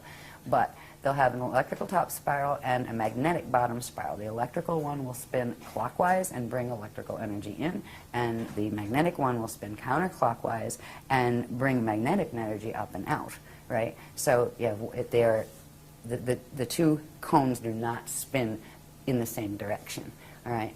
That is the big difference between a Death Star Merkaba and a natural Krishnik Merkaba. The natural Krishnik Merkaba will always have one of the spirals going in one direction and the other one going in the opposite direction. Whereas with the Death Star Merkaba, they will take one set. They'll tell you have two Merkaba fields, one Star of David shape and another Star of David shape. You spin the one Star of David shape this way and the other that way. That's the same spin spiral set. That is a phase-locked Merkaba. That is a Death Star Merkaba. And they're combining it with the one from the parallel universe to make an unnatural blend between the particles over there and the particles over here to drag you into the Torah wave time rip. All right. And the ratios are different. A natural Merkaba here at Biveka level starts with the electrical going at 33 1/3 spin. And it's, what is it? Rotations per trillionth of a nanosecond, I believe is what that refers to. And the bottom would be at 11 2/3. And there are increments of speed that if you go to the density 2 level of it, it goes up to, the speeds go up. the characteristic one of the Death Star Merkaba is one of the numbers is, I think it's the electrical one, is 34, and they spin it counterclockwise, but the whole thing, right? And the other is 21, which are numbers that are in the Fibonacci sequence. And the Fibonacci sequence is the anti-crystic spiral harness that is meant to harness the natural crystal spiral expansions, which we haven't even gotten into.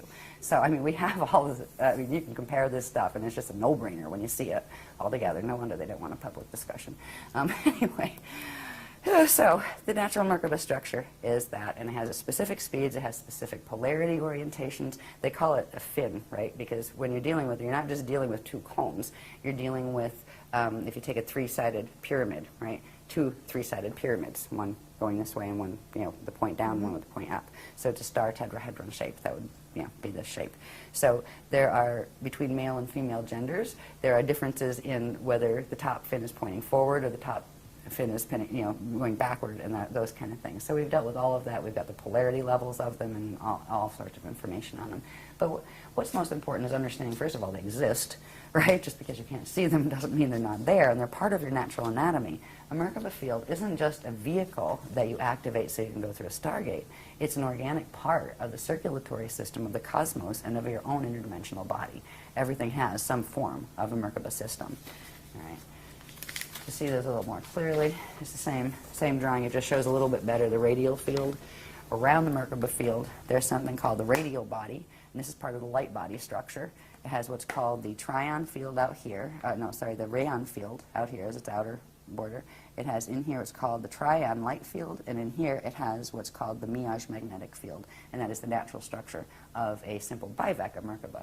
Merkabas also have what are called shields. That's the deflection field that spins as like a shield. Just like if you look at the Milky Way galaxy, the pictures of it, it has that big disk, right? Well, they have a disk that's caused from their spinning, and it also has to do with the quantum of energy that's spiraling out into expansion around them. There's a whole bunch of mathematics that go with that. But this one shows the shield a bit better. So you have your radial field, your radial body. It's called the radial body, the round areas, and they're not round, they're spherical, right, as opposed to flat round. Then you have the vorticets. The natural vorticets fit on the Cathara grid structure, right? They fit perfectly into that, and this would be the shield, and that's a spinning shield around. Now we have Merkaba fields around us, and the shield actually comes out and spins here, right, the natural ones. The other ones actually sit lower, and they're not supposed to, right? There's a whole difference in how they fit. But that's a natural biveka Merkaba, and I believe they're 2 or 4 vector is how many vectors time vectors they can actually interact with. The next stage, after you get that far in activation, is this one, which is called a double biveka Merkaba field, which is 2 of those put together, right? And that would give you twice as many time vectors and gate systems, frequencies that you could process and move through. The next one from that, you're going too fast, is called the Akasha Merkaba. And this one, I believe these are 6 vector. The regular ones are 6 vector, and then they go up to 48 vector. But they start with this, where there's that Cathara grid structure again, right? They have a double biveka one at the top, a little double biveka one at the bottom, and this huge structure that looks like a crystal umbrella, right? And that spins, but these are much faster than the smaller ones.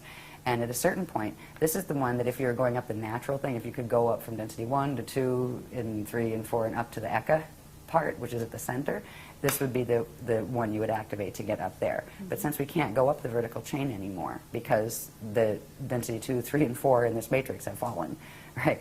We have to activate even larger ones that can go through the transharmonic, you know, time shifts into the aurora continuum. So you go for this one, and this one looks like this. This shows it a little bit better.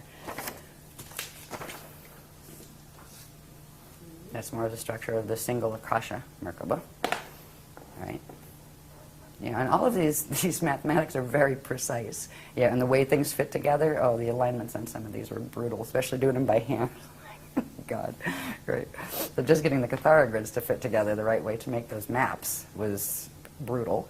And then you have all these other forms that are built on them. They have to align just right. So, you know, they're very precise in their math. And what's interesting is the math is actually held in the picture.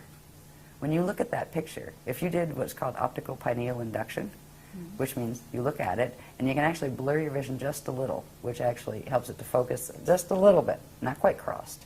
Right? There's several spaces you can focus, but if you focus a certain spot and this, breathe it in, it will actually begin the activation. You'll be able to feel the ripples, right, coming in. And the more you work with some of the other clearing your light body and healing your light body techniques and things, the more those things work much quicker. And you can look at a photograph once you have your vehicles operated, and every image you see has behind it an energy encryption, right? Literally a radiation signature.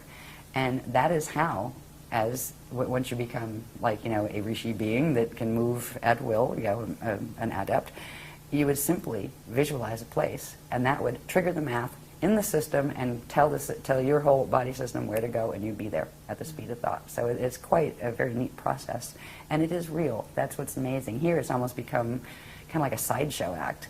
As far as, most people don't even think ascension is real. Some of the Bible people think the ascension is real, and they're expecting God to inhale them up into the sky in the rapture and stuff, and like, good luck with that. Right? Bless you. I mean, at least they still have some of the words. Right. The rapture is actually called the Rashapata-ur, and it's actually what you do with yourself once you hit the transfiguration stage and you turn your standard mortal atoms into Pata-ur, which are the eternal atoms. They're composed of eternal radiation that is no longer finite. So some of the words that have come through in not just Christianity but in other places do go back to the original CDD plates in the Mahabharata text translations. So anyway, that's the next level of Merkaba. That gets bigger. And then next thing, and we've been working on this for a couple of years now, I think. You have the one we just looked at, right? The Akasha Merkaba. And then you have another one pointed upside down. Put them together. Forms this structure. It's called the Christ Star Crystal Capsule, right? And they are spinning fields. And in here, I don't have it on this drawing, but there are energy systems that come out. They actually look like wings, but they're energy as opposed to not solid bird wings, right? So this is where the concept of angels and things has come up, through our history. There were winged human type beings though. But anyway, the next stage is the Christ Star Crystal Ascension Capsule. This one will allow you to go in certain places. You can enter certain levels of that aurora transharmonic field with it, but you can't enter completely. Now to completely move through and be free from it's almost like a mathematical ladder that you can go vertical, you can go horizontal, you can go diagonal, but you can't do this, right? In this one, you can do a little bit more of this, where you can go into the aurora continuum, but you still have more angulars. You don't have quite as much mobility of vehicle. The next stage, and this is what is needed actually to ride the spanner gates. If you were going to take a body out in a spanner, you would need one of these. They go from 24 to 48 vector. And these were just starting to activate. We activated the first one. We're beginning activations of the first one. And again, let's take two of these, right? Put them together and it forms a capsule. The one capsule goes along with what they call the Stardust Blue activation set, and we did that in the last workshop. And then the next one that we're going to do in this workshop goes with what's called the Starlight Gold activations, and forms another one of those. So you end up with two of these in the same place. And then there's one more activation, and these are all part of what's called the Silver Seed activation, the Silver Seed Awakening. We'll activate this huge one around you. That is the one that this can tumble in any direction, while this tumbles in any direction, so you can actually go in any direction in the aurora continuum. And it also does other things. There's also the structure of the crystal temples that we are assisting the guardians in activating on the planet at key sites, where they literally form. And if you have your DNA coded to it, eventually you'll be able to see them. And you'd be able to walk into them, and somebody standing there that didn't have it would see you walk and disappear. Where'd that person go? Did I see a person? I thought I saw a person there, right? Where you would see the structure, and you would know it was there. You'd see it like as an oscillating thing in the air. You'd walk in, breathe, and go, yes, hi everybody, I'm on the other side now. Well, meanwhile, anybody behind you be going, where'd that person go? I didn't see them, I mustn't have, right? So we are beginning to activate these, not just in our personal bodies, But the sites that we're key to, the natural gate sites that were key to activating these, like when we do the grid work here on the beach, we started activation of one of them last time. We're going to do the next one this time, so we'll have the double one here, and I think we're doing the initiation of the bigger one here. And then there are ways to spread that through the network, which we're going to work on here. We had these new activations coming through in this workshop that I didn't know about until like 2 or 3 days ago when they gave me the itinerary. They're called mirror ball activations. They're very, very interesting. They use the aurora continuum frequencies. And we are beginning those activations that will actually trigger these remote when you activate what are called the ancient arrow sites. And we're going to learn about that in this workshop. But it's like a blanket frequency that gets transmitted where all of the sites that are keyed to activate this type of transharmonic doorway will simultaneously activate. So that will be done during this period. That just came in. I didn't know that. Sometimes I go, I'll be talking, like, and then the line comes in, right, and they go, thank you, I didn't know that. So this is what we're working on. This is the kind of Merkaba you do not want to activate. Right? That's that twisted one with the same spin spiral set. It snaps its connection off to its natural center point. It can't build into those forms at all. It is very limited in frequency. It is I believe they end up as 5-dimensional or sets of 5-dimensional. They're based on like 5s, 10s, 15s as opposed to 12s and the natural codings. This is the Death Star Merkaba, and what did I say here? It creates an inorganic torsion field, which is that tube torus net field around you, and it also creates this yin-yang flow. You know the yin-yang symbol? I used to like those too. Thought they were cute. Oh well. They are the classic sign of the tube torus. If you look at them, it's the constant recirculation of energy. It's a closed energy system, which is what these are. They're closed from bringing in this circulation from source. They're closed from allowing something to circulate back out. There's no inflow and there's no outflow. They've got a set quantum that's at their core, and they will burn out if that quantum isn't fed. And that's why these are used, the torsion fields that they generate are used to suck energy off living things, to draw them into their core to keep them going. They are vampire machines. And the beings that run on these are vampires. They just don't have big teeth and suck blood. They suck energy instead. So that's another difference between them, between the styles. I'm not going to go into all this heavily. I might as well. All right, I'll finish it. All right. I was going to say, I'm sick of looking at these. But I just got a nudge. Just finish it. Just finish it. Okay. This goes along with the Death Star Merkaba. Again, you have that Bloom of Doom configuration that pulls the Cathara grid into an unnatural, skinny, elongated configuration that does not have 12 gates on it. And it creates the bulging in the field. Look at how humanity, we're supposed to be long and lean, right? It's a struggle to stay long and lean on this planet because there's this weird thing that happens in here where it's like, I've felt some of these when some of the Metatronic activations happen in the grids. It almost feels like somebody grabs you in the middle of your spine this way and goes and pulls them and compacts them together, because that is what this thing does. It compacts the energy inside of it and squashes it down. That's why the Earth actually has the bulge around the equator, because it's being squashed, right, pulled in. It creates that poison apple field around you, and our fields would look just like the planetary fields with this, and this is what they will stay as unless we do something to change it, and that's why they're showing us this, so we say, maybe we should do that. Yeah, let's change that. And here, like, you can forget the sun part, but again, you would have the torsion field net around you, and that would be controlling your horizontal, controlling your vertical, like that Twilight Zone or whatever. It wasn't Twilight Zone, it was Outer Limits, I think, that used to say that. And you would have the closed circulation system. This is a system that actually is cut off from the flows of the spirit body. What it does is it takes a portion of the light body quantum and twists it in reverse to create a false spirit body. So there's two flows, but it completely blocks any inflow from the actual genuine spirit body. And it traps the consciousness, the part that's stuck in the atoms, right, from the rest of its own identity. And it's really just a really sick technology. And it also creates these. They call these the trumpets. This is a little picture of them, but where you have that poison apple configuration, it creates these big vortices up here. They're almost like satellite dishes, and on the planet, that's exactly how they work. And they move with the wobbles to pick up the signals coming from galactic core through the black holes, coming from the parallel system, and keeps us locked in. It's literally a set of satellite dishes. There's also a set that comes out here and here. It's a nasty machine. So we can undo this in our own fields, but it isn't something you snap your fingers and say, oh, I wish it away, it's gone. Good luck with that. While you're on this planet, it takes work, and we've been doing that work.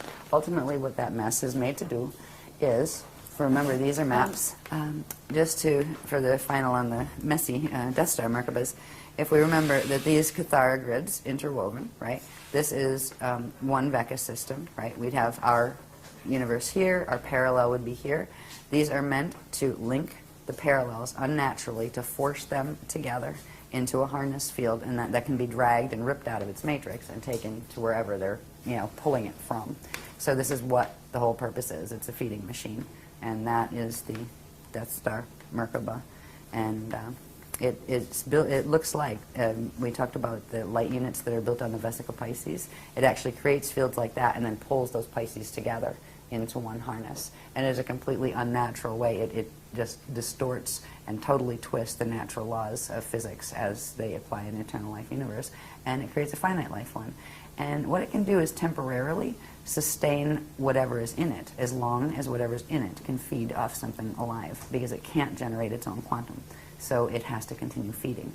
And there are systems that are built on that. Their bodies die, so they clone another one and try to stick their consciousness in that until that wears out, and they keep doing that. And if they get to a point with cloning where it just doesn't work anymore, and they can't even sustain a biological unit, and that's when they start going to raid other things for gene code, where they can start getting things that they have any compatibility with, that they can start building again, because they end up as consciousness that gets stuck in a ghost-like form because it doesn't have a biological form anymore, and that limits the arenas it can play in.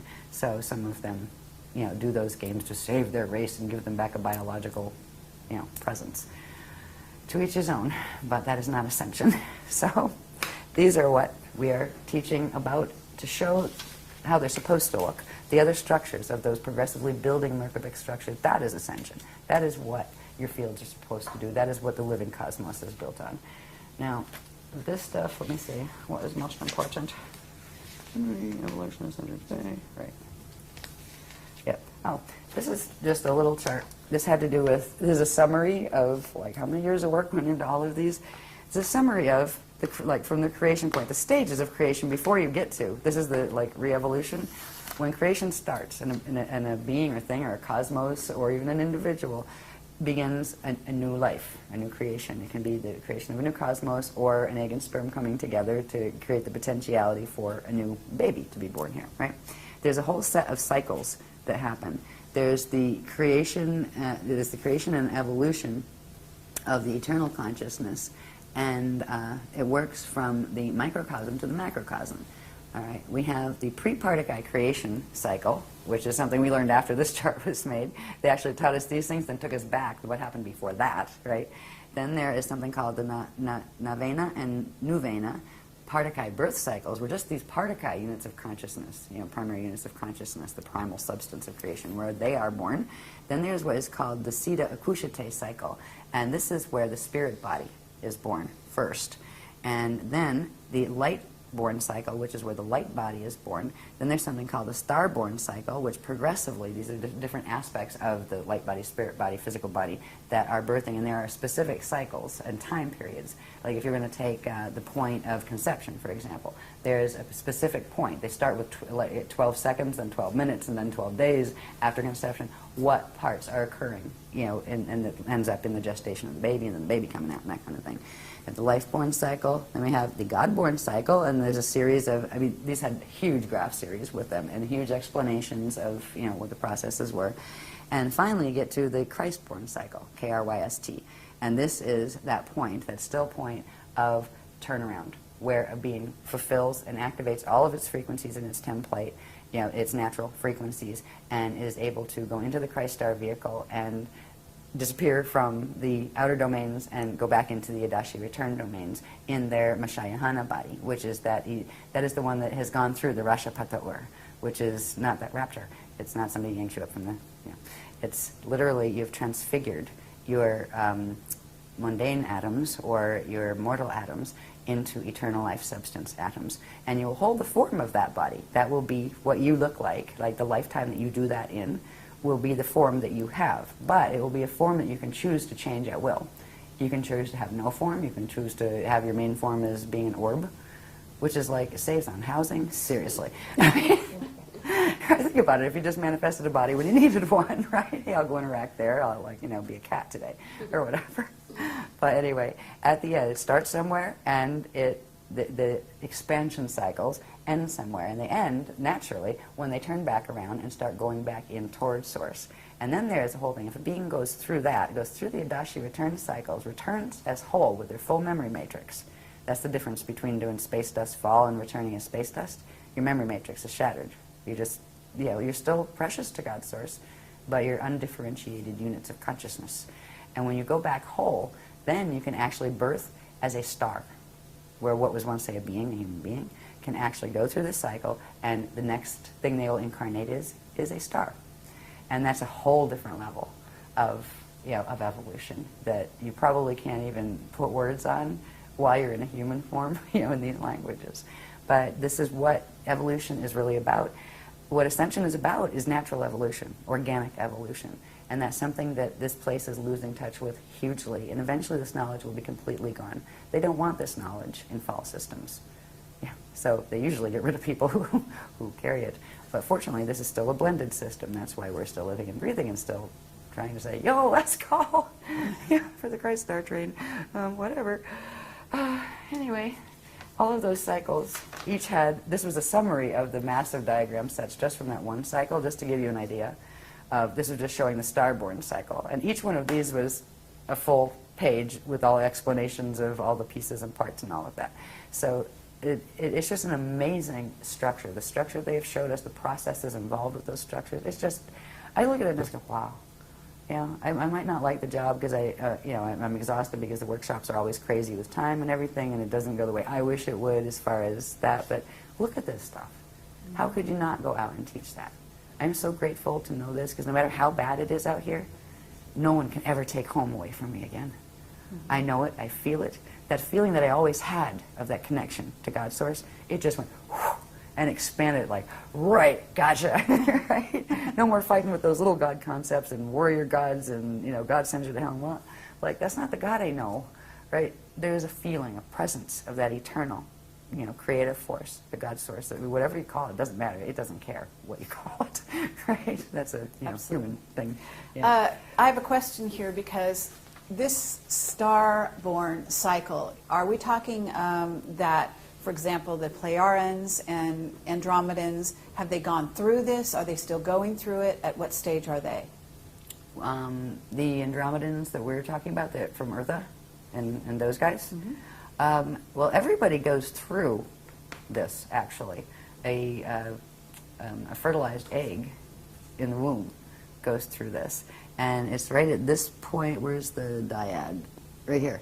At this point, the light body has grown this big. You got the physical body growing in the womb, right? You already have the spirit body that's already huge, right? That Lumiridana one with all the probability dominions, right? Like we're talking about a fetus here, grows to be a baby, and when the birth point happens is when this cell of the light body grows. Then through the process, they call it the birthday chart, through a very specific process of accretion of frequency, taking it from the spirit body into the physical form, bonding the spirit energy with the atomic form and therefore expanding the atomic form, the light body simultaneously grows. When it finishes that cycle, it will go into what is called the unici seed atom. It will become, the full core of the light body structure from which the rest of it grows. But we have these structures out here. To get out here in the outer domains in incarnation implies we started at the core, came out to the inner, then to the middle, and from the middle came out to here. So we have these structures behind us in time in that regard. Sure. So they're part of our extended anatomy that goes with our extended family of identity with our other simultaneous incarnations. So does that answer whatever the question was? I lost track of the question. No, I'm actually, sorry. because what I'm trying to do is, in other words, if we have certain, you call them guardian alliance, guardian beings, they're coming to help sort of rescue the planet at this time and bring in the ascension mechanics and so on. These individual beings are at a stage in their development. And where are they in this chart, or are they on another chart? in their development? Because it's a complex. Some of them, now the Guardian Alliance has millions and millions, probably billions at this point because of the levels we're dealing with, of members. Some of them are in various stages ahead of ours that are still in a 15-dimensional time matrix, that haven't gone through Christ Star evolution yet, but they're still working toward it. But the ones we are dealing with now that give the information and that are actually orchestrating this loadout evac, they are the Adashi Ascension adepts. They have completed this process. And they are in those cycles, those Adashi cycles, that after the expansion you make the turnaround and you go back. And they are in those 3 Adashi cycles that are going back towards Source. And a few of them are actually, well, they wouldn't look like beings as we call beings here. They would look like stars or suns because they have completed that. So it's there. It was funny, we kept having mission upgrades, right, where, okay, we're talking to this group, we had the general ones from the Guardian Alliance, then we had the Iani, and then when the drama escalated more, the Adene came in, and then the Adandrea, and then there was like 6, 7 upgrades, and then we met the Aquafarian, and the Bende Aquari, and the the Aqui and the Aqui L, and these are the ones they've gone through the process. So because at this point, it's the only way to get off the planet is going to be using these spanner gates. So you can't actually teach somebody something like that. They couldn't just tell us what to do if they don't actually know it themselves. Sure. And it's kind of funny. It's like you can't give what you actually don't have.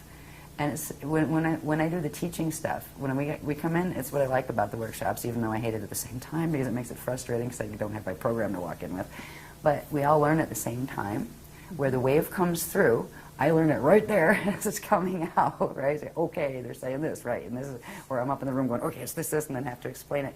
We all learn it at the same time. But if you don't have a certain frequency in you, you're not going to be able to convey that frequency to someone else. So in order to, it keeps us all in a very interesting space, I find, where there's not some elite member that knows everything and walks around with their nose in the air and just floats on clouds and that kind of stuff. Mm-hmm. I learn it, they learn it, right? It just goes. I just happen to be the little drain pipe that comes through, but we all learn it at the same time. Mm-hmm. So it's all very, very even. There's not a hierarchy of snobbery. There's not a oh, I'm more spiritually aware than you stuff or anything like that happening. And I like that about it. Anyway, where are we? This one is just to point out, this little bit down here is just a micro version of those probability maps that we showed where the Milky Way was, where M31 was, where the parallel is. This is just showing that these configurations, actually, there's a microcosm of them actually running in our heads and in our bodies, so we're directly connected to them. There's certain vortices that connect us directly to certain spaces here. One of the spaces that we first opened, it has, what do they call it? The is that the Ashayana vortice? I think they called it that. Yeah, it was actually the first part of the host where we could bring the frequencies through the mess that is in the galactic core and actually have a tunnel of information that would be able to reach us here, so they could continue bringing in the frequencies and the information. That manifested here through our own mechanics and in our brain. It's actually a vortice that comes out to the right and goes up, and you can feel it. And they're also teaching us how to project up and meet them halfway. So we orb up and meet them, and we go, oh, and they'll come down. And sometimes we'll use projection versions of ourselves, or sometimes we'll just hang out and orb and do direct cognition. But we're teaching people how to do this. They would like people to learn how to do this, because people do need to be walked through this process. This isn't a simple ascension cycle. This is a mess down here, and there's very little time left to fix that as far as DNA and things. That's why they really are extending, as much as they can to assist us with that. The only thing they won't do is walk into our bodies and take them out for us. That's not allowed. Right? Just like they don't allow the channeling, where they won't come into your body and use your face and talk to people. No, because that can actually violate your DNA, right? Not to mention theirs. So it's just to show, there's lots more that showed at the time in that workshop, but it's just to illustrate that those maps and everything and the frequencies that are running there are directly connected right into our biology. They're wired right into our brains, right into our electric system, as well as our subtle body fields. What the whole thing comes down to, really, is the battle of the spirals. Well, we left off on the dueling spirals, the eternal life crystal spiral, and the Metatronic or Fibonacci spiral, which is part of the Death Star Merkaba technologies. These spirals, again, are actually the core currents of energy that spiral out for the expansion of any form, be it the light body or the spirit body. These spirals come out from the core quantum, and the core quantum in the eternal life system is the infinite God source consciousness field. So with the crystal spiral, it always maintains an open connection with its source, with its center point, where the Metatronic spiral does not. It doesn't even have its own center point when you look at how it's constructed on the golden mean rectangle. Well, the spiral will come out, the crystal spiral will come out. Now here is an interesting configuration. It looks like an upside down leaf with a little flame in the middle, right? What this is you have one spiral, crystal spiral, that comes out in expansion clockwise, and that's in what's called the Itori side of the cosmos, because every one of these spheres has one that also spins in the opposite direction, which is called the Adore side. So we are in the Itori systems, and the expansion of the spiral, or of the energies there, is clockwise.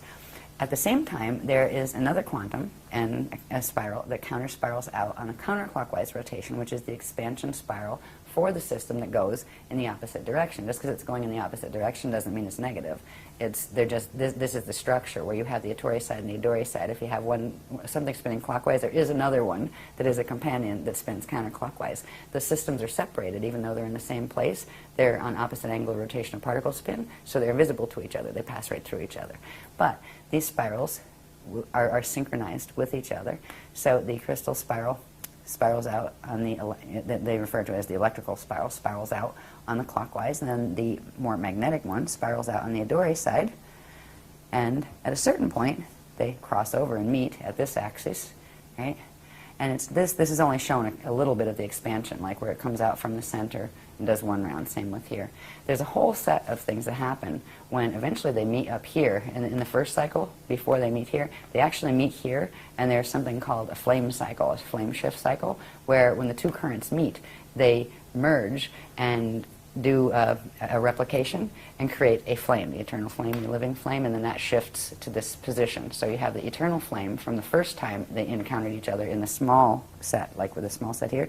This is showing it did this one round small set, then it's coming out again. And when they come out again, they cross over down here. And this creates certain passages. There are certain things that it's not just this spiral, but there are these little spirals that come out on each of them that form those little petals that come out on each of these what are called octants, these breakdowns that are actually part of the time clocks of how these work as far as the time cycles, how they work. So you end up with the main spiral, and then these smaller spirals that send energy back and forth through, and that's what forms that petal effect inside. So at certain points, now this is actually a time cycle that has dates plugged in that started with last April of 2009. Right, when certain activations took place that put us in this, like this is the last round of this cycle, the round of the spirals, which means there's going to be the place of the crossover happening here. But before that, there are these axes right here, this one running here, which is the 0 line, because this is where actually the spirals start. This is the 0 line, and I believe that's the 4. And like when you're counting them, that's would be 0, 1, 2, 3, 4 axes, right? And 5, 6, 7, back to 0, 0, 8, right? Right here, there are certain currents that come out here that are referred to as the monadic passage. That's where the spiral goes from being in one density to expanding into 2 densities. So going from a 3-dimensional spiral to a 6-dimensional spiral. That opens something called the monadic passages.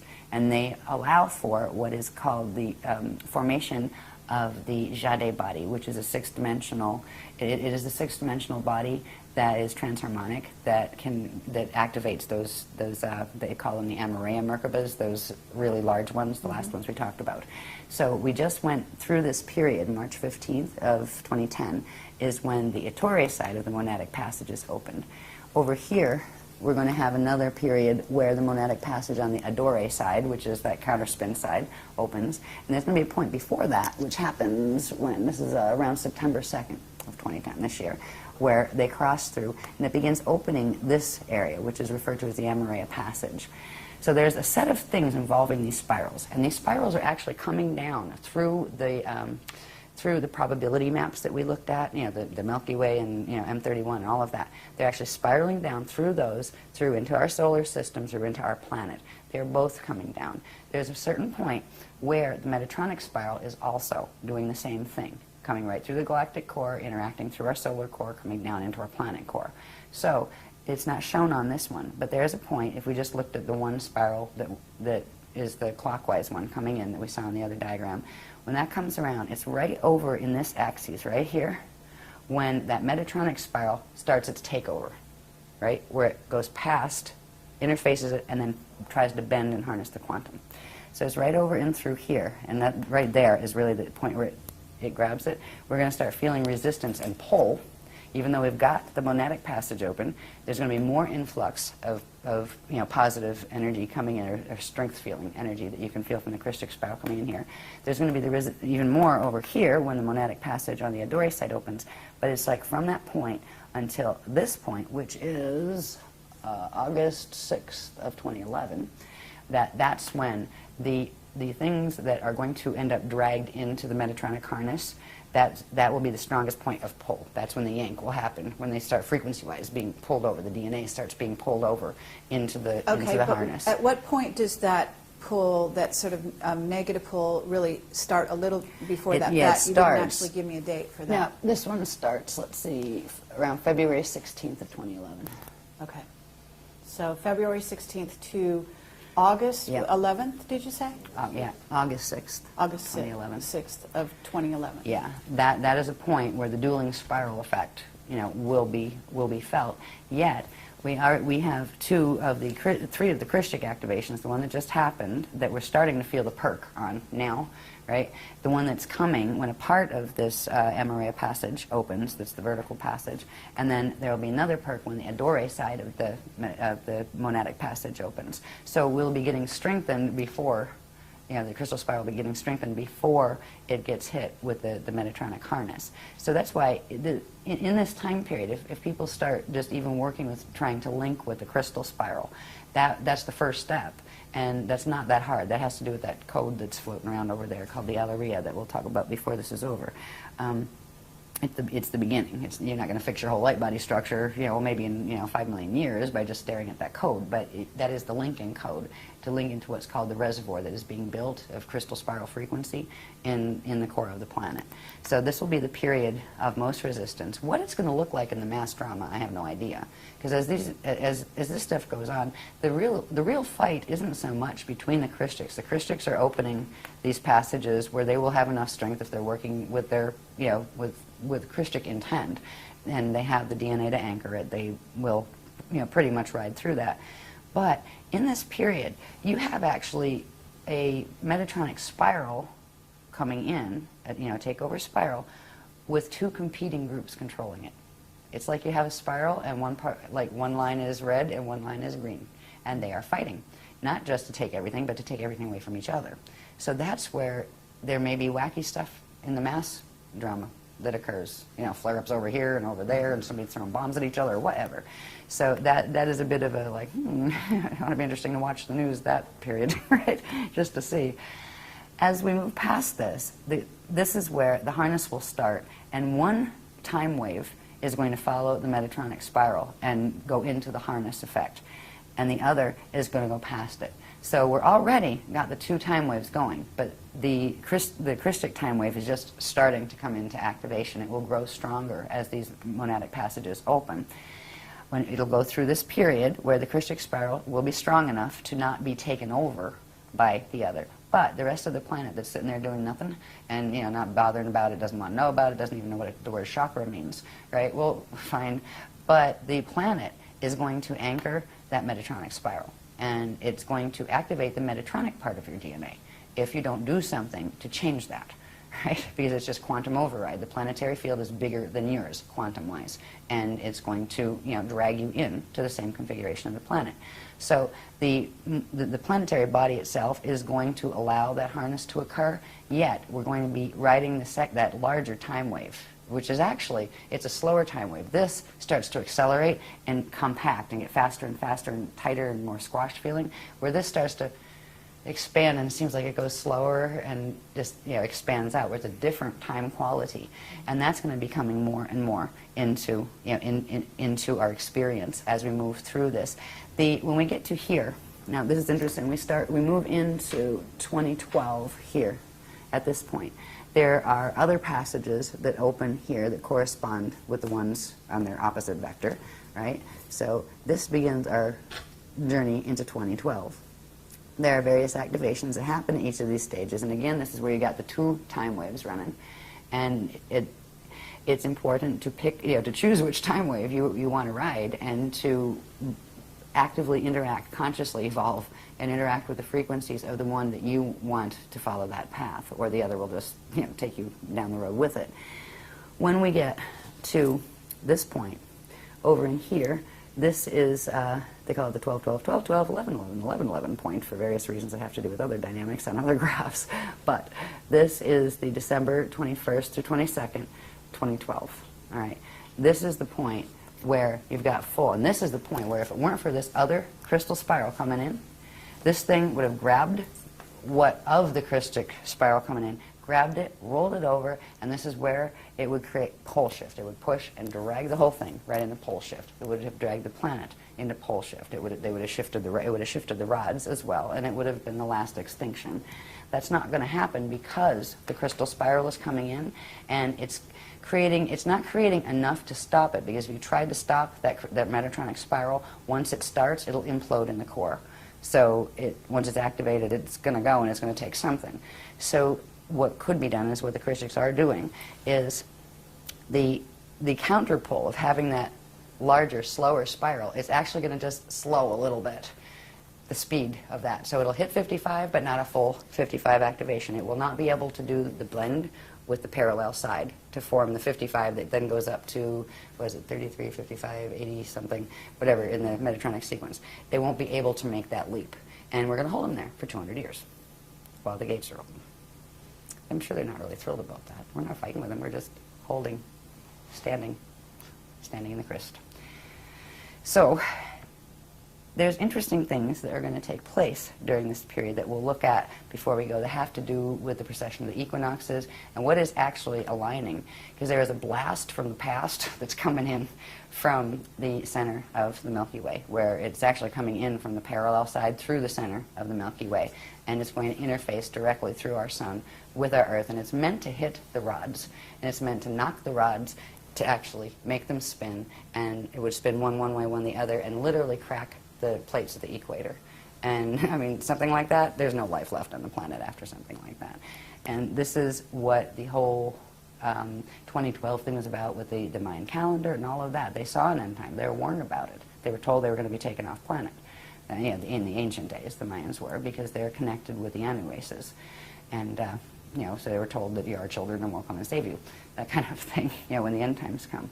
This end time was known since, this drama would unfold at this time, since 22,326 BC, because that was the last stellar activation cycle when the gates opened. They cannot do this when the gates are closed, or it would just blow up the planet. So they had to wait till the next natural increment when the gates would open, and then they were going to go for the final, you know, the final conflict drama, and that's what we're watching. So it's not a new drama. This is the end of a very old one.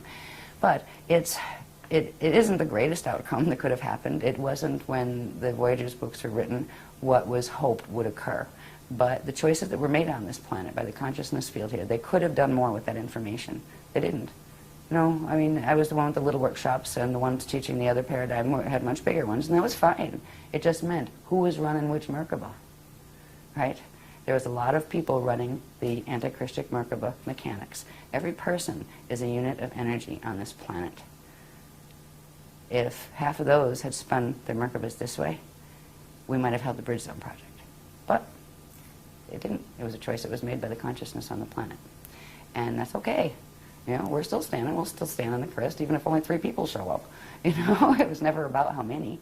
But it is as far as the grids go. The grids were oversaturated with the amount. And it was not just from here, it's also from other things that are being done, like HARP and various other machines that look like museums in France, and things like that, that are actually machines that are set up to create very specific, repeated patterns of cycling pulses, right? Even sometimes there are like speed limits set on very busy highways to keep a certain pulse in the grids. That 55 is real popular. Oh, yes. I mean, it is. There are people that consciously design these things in this planetary culture. This isn't an accident. Nothing here happens by accident, and rarely is it anything to do with what it appears to be. You know, that's just the way how the Illuminati game works here. But it's like, get over it. You know, we're on a prison planet, and there's still an escape route. This is good, right? One of the things that's important is when people are confronted with some of this information, it can be overwhelming. It's like, oh my God, I just want to be dead. You know, get me out of here. No, dead is not the answer. The worst thing a person can do is commit suicide right now, because your consciousness, if you drop the body on purpose, the consciousness will be stuck in this field. You want to be a ghost here while it goes down? Your body is your greatest gift right now, because in your body, if you run it the right way, if you bring in the proper frequencies, it will be your salvation. It will actually anchor the crystal spiral because you have human codes, and that will bring you out of it, and you won't want, at that point, you won't feel like it was so horrible. You can deal with this. Honestly, you get over the shock and you kind of go, ooh, well, I'm going to have a good day tomorrow anyway, right? And it's an adjustment process when you're processing this kind of a huge amount of information that you've never heard before. But I just want to, make it clear that suicide is not the answer. That's how to get stuck here. It's not worth doing. There's always a solution to get out. Your body will help you. You can anchor these frequencies in your body, and it will set your spirit free. So whenever, even if you do a normal, bardo and your body eventually dies, you won't be stuck in the 55 activation. But if you leave because you can't deal with the thought of having a 55 activation, you're going to get stuck in it. So I just wanted to say that, because I know this can be intimidating to some people. All right, so anyway. Now, excuse me. So what I want to do is get to the point where we talk a little bit about some of the things that do occur. So that big mystery about what's aligning with what. Oh, the galactic core does something. Oh, that was in 1983. I mean, they're all like the internet. They're saying this group's saying this group's saying that. Everybody's trying to figure out what this big galactic core alignment is. Because honestly, in certain ways, if you lined it up, it actually happened somewhere in the 80s. That's not the alignment. It's not about that. It is about the rods and the chambers and what they're doing. So we'll look at those in a minute. But this little time cycle here, it's about the spirals and how they're expanding out. And the simple thing that people really need to do is they need to decide which path. Do they take this information seriously enough to say, well, better safe than sorry. What I mean? Let's try that crystal spiral and see if I like it. And if you don't like it, you can always go back to the Metatronic way, no problem. There's nobody holds you here. You know what I mean? It's a free will thing.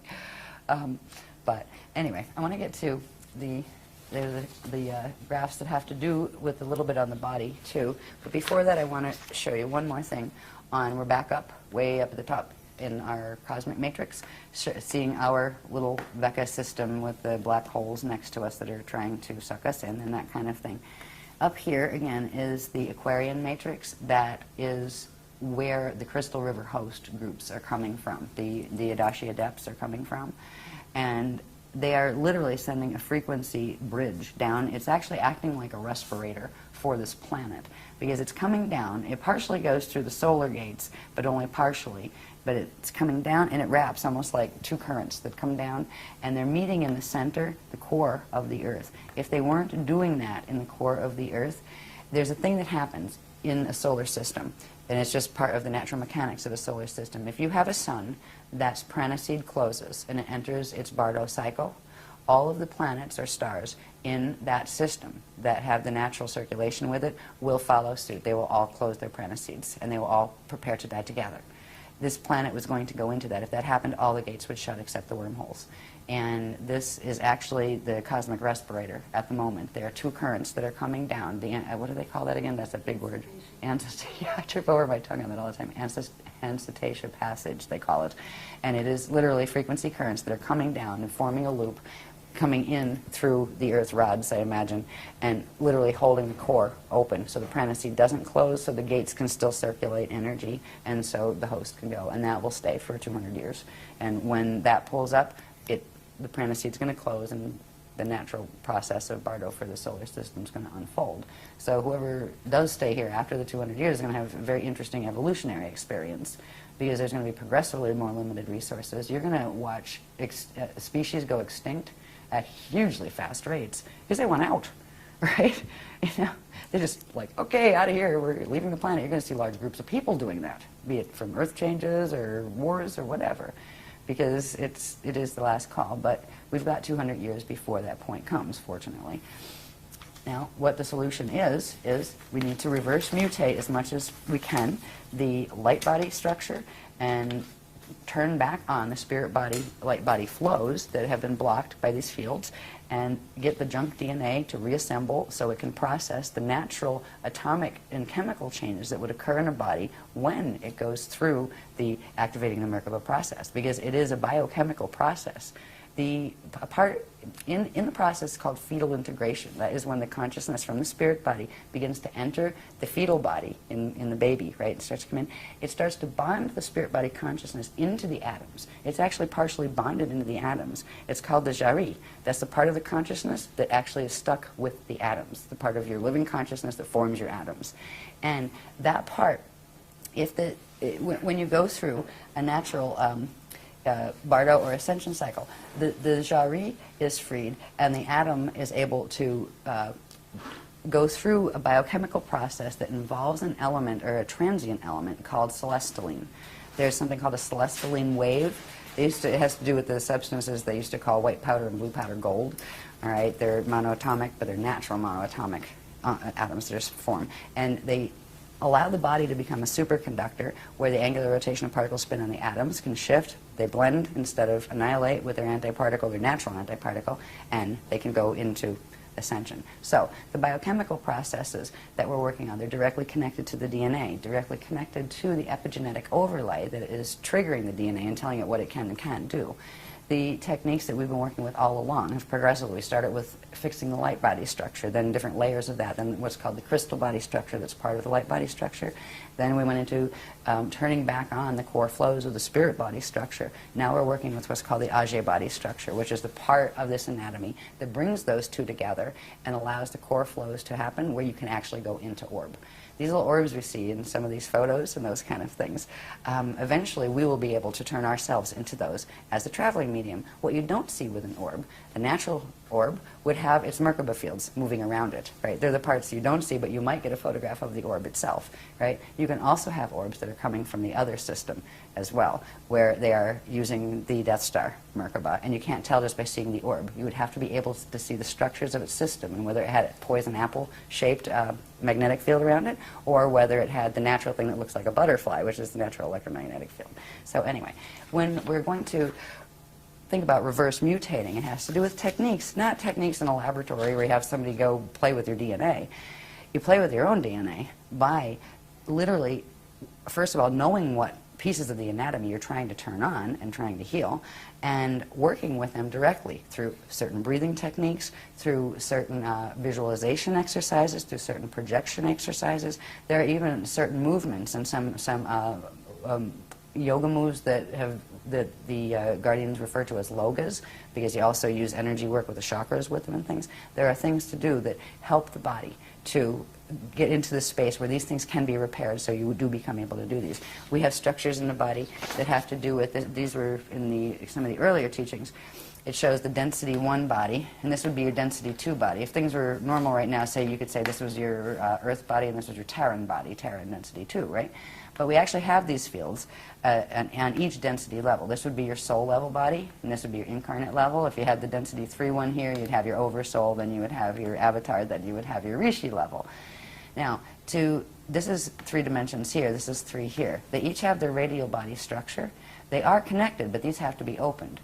So these become a 6-dimensional structure, because the gates that we're going through require the 6-dimensional structure that actually has a 24 to 48 strand capacity, which is where the host comes in and those fancy Merkabas come in. But part of what this is, and we have the light body training courses that are in like the K23 manual and that stuff, they teach you how to open these things, like this part of how do you fix stuff, right? And see, there's certain activations that will then, now this one's starting to get different shaped, right? You do certain other activations, you still have your spherical one up there, but this is starting to look like a flame, right? And then when you finish those sets of activations, you've got your flame body activated. That's the 6th-dimensional aspect, all right? Now, before we do this, there's one thing that can be done to link with that spiral when it's coming in, the crystal spiral when it's coming in, and at least then you're linked with that. But if you want to actually try to clear the other mutations out so you have a stronger field and so you don't get that Metatronic pull as badly from your own DNA as the Metatronic one's coming in, it's worth working with these technologies if you haven't done the activations before.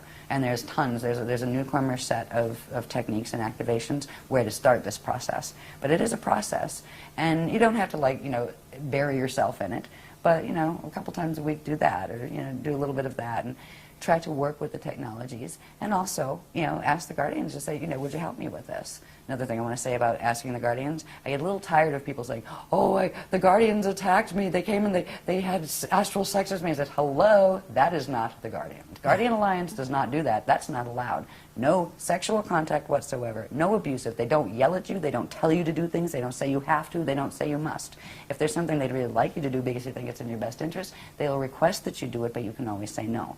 So if open rapport and communication does come. There's all sorts of things out there calling themselves Guardian Alliance that are not.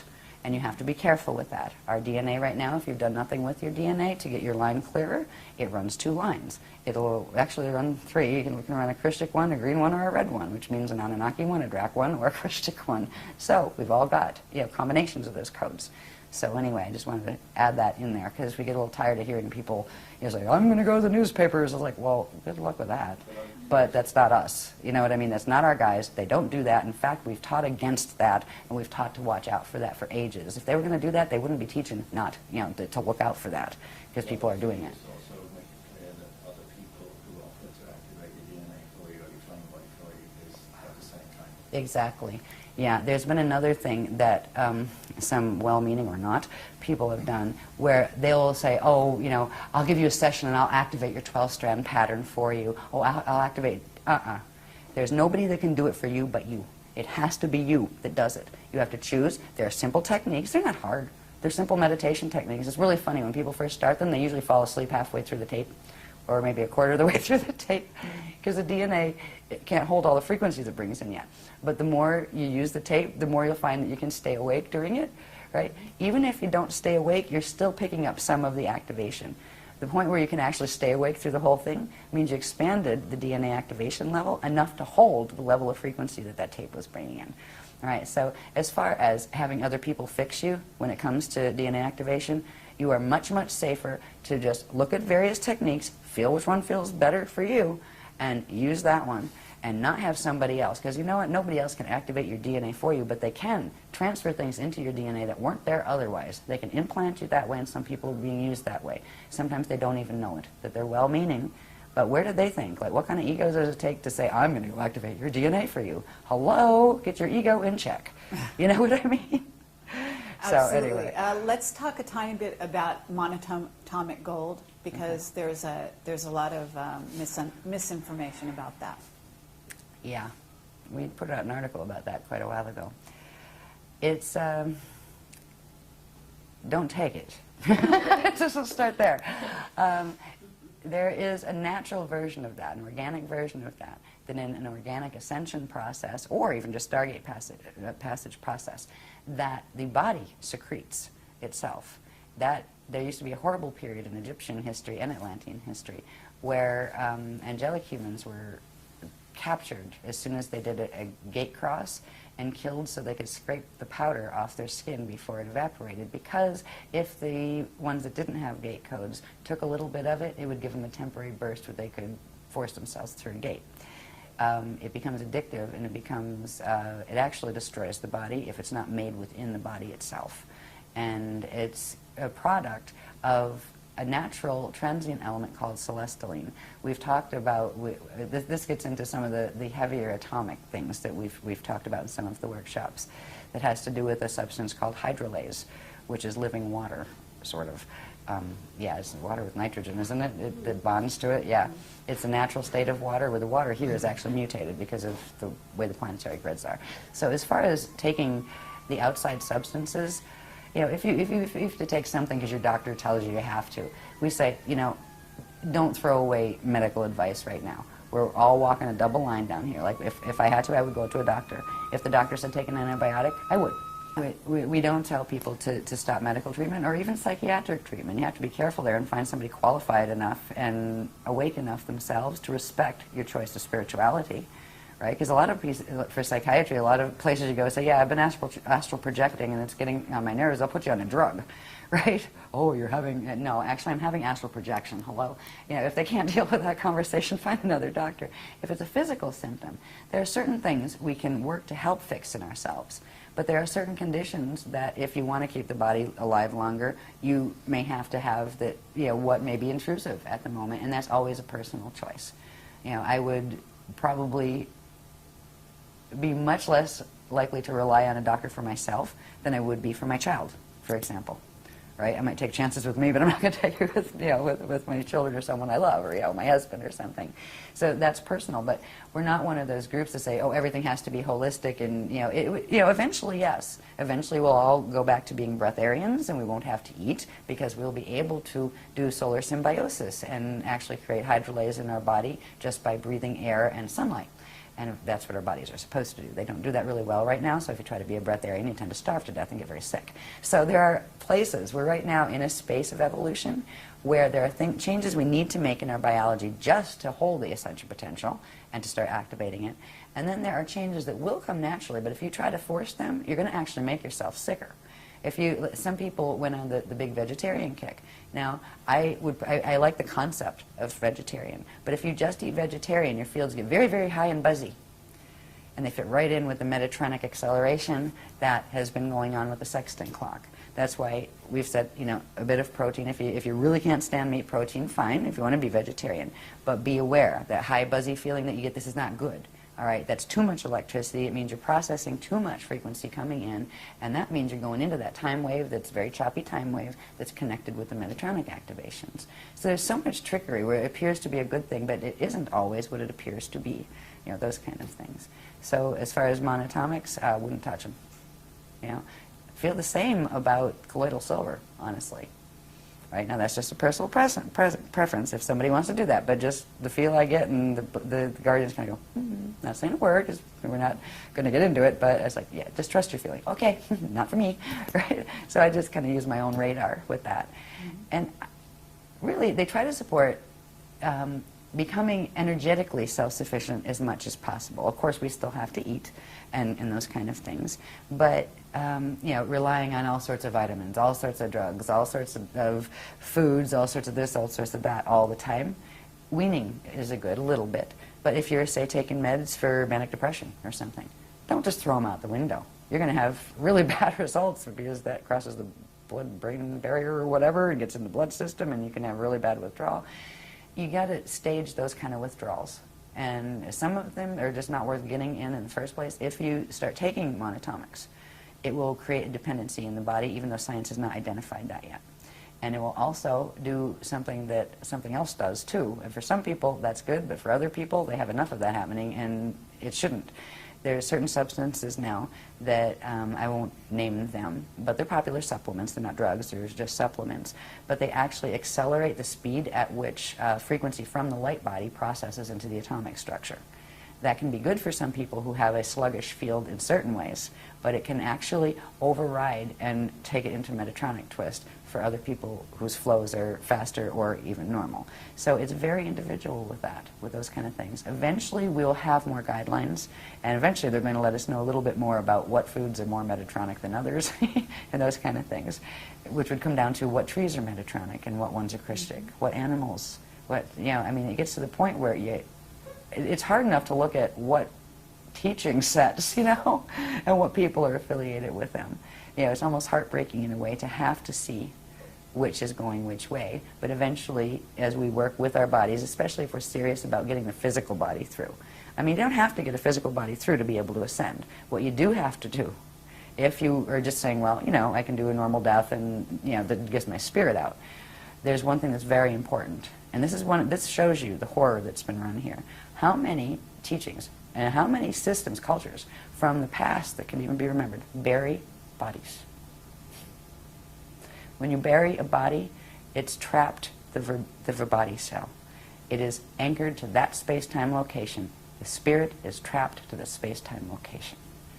If a person bardos out, there's a natural process, the chakras shutting down, the dark matter template separating, the consciousness pulling itself out and up, and it needs to release the verbody cell. Cremation is the way it was always done. Now, normally, if your DNA is working the right way, you wouldn't have to worry about somebody burning your dead body for you, because you would actually transmute it yourself and just like have somebody lay it down in a room for 3 days and it would disappear, because you would turn it into vapor and pull that part of your consciousness out, and there'd be a little dust left, and that was the vibhuti left from the verbody cell that was the donated quantum from your two parents that gave you the fetal pattern to begin with.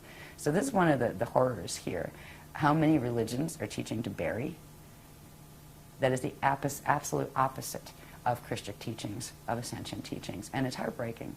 But there are a lot of rescue missions that do go on in the planes, the various plane structures of Earth, because the guardian groups know this, and people are getting stuck here for eons, right? So there are particular times when the guardian, they're called way showers, will come in and actually round them up and say, okay, there's certain things you have to do. They have to release that connection, and that's quite a physics mechanics thing, kind of a little bit like brain surgery, but there are guardians that do service them. So if you have people that you love that died and are buried, you might want to put out a good word to whoever the way showers of the Christ are. And they're not always just the guardian alliance people. There's lots of Adashi adepts and people out there that handle these things. But if you want to solve that problem in the first place, if you're not planning on getting your body to the point where it can do a full transfiguration, because it is sometimes a lot of work. At some point you're going to have to change your diet. At some point you're going to have to spend more time focusing in say meditative spaces or projection spaces than you are focused here. And that can get in the way of your life down here. It's okay to die as long as you do it well and take your quantum with you, and that means cremation. And that's another thing that people might hate my guts for. Sorry. Yeah, since they're hating my guts, I might as well say the other one. It's on the other end, the fetal integration one. Yeah. You were wondering if I was going to do that, weren't you? Yeah, might as well. In the natural process, it's been explained very, very clearly, the fetal integration process, from the point when an egg and sperm come together. I mean, down to the first 12 seconds. The second, what happens? What part of the spirit body grows first? What part of the light body starts to grow then as the flesh is expanding out, etc. 33 to 56 days after conception is when the soul can start to integrate, or the spirit can start integrating into that body. Until that point, yes, the body is alive. It is being fueled by the quantum donated by the two parents. If a being dies in that period, it is not attached to the body yet. It is not stuck. So there is a window of 33 to 56 days when, if a person aborted, let's say, that doesn't mean we support abortion. People really should be spiritually aware enough not to get themselves in that position in the first place. But down here, that can be difficult sometimes, especially in, like, if you're raped or something like that. But 33 to 56 days, usually the 56th toward the 56th end now, like the way the mutation is running here, before the spirit can start to integrate into the fetal body. Because if it did, it would explode the fetal pattern and it would kill the fetal body. So there is a window there where, yes, you have a baby in there, and yes, you have a spirit that's probably wanting to come into it, but it's not in yet. It will start fetal integration 33 to 56 days. And that's another one. So if everybody really wants to not like me, they can play with that too. I'm sure the Catholic people won't be happy with me at all, and I'm sorry. I won't even get into where the Bible came from. In the Council of Nicaea in 325 AD, when Rome decided it wanted to unify all its territories and called everybody together and created the canonized Bible by taking pieces of old records from various places. So we all have our own beliefs, and I really hope the people of other faiths can respect ours, and we will respect yours. Anyway, let me get back on the grass so I'm done with these. Okay, no, that's absolutely fine. Oh, talk about just hitting every little bit. Well, that's what we're all about here. We're just It breaking just open felt the like box it was the right place to put that. as I much don't as know possible. why. Pushing the envelope. Well, it's already been said. I mean, these things have been published, they've been said in our workshops, but I've never been on YouTube. Well, get ready. to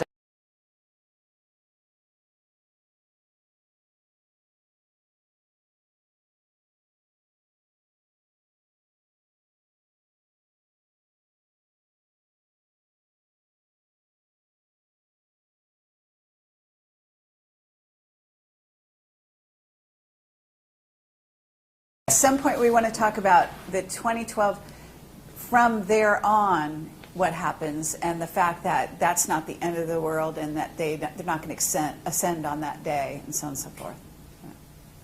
Yeah, their story of they were going to ascend on that day meant you were going to become extinct on that day. Right. Yeah, if the Metatronic crew had their way.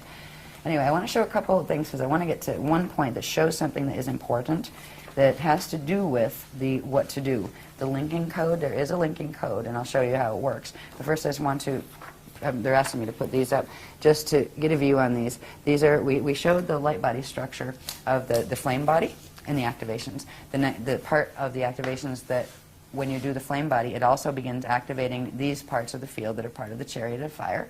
So we're activating those parts. They build up to activating the Christ star vehicle, the Merkaba levels that build up to the Christ star vehicle, and that builds up to activating the Amaranth. Just hold it there. Yeah. Okay, now.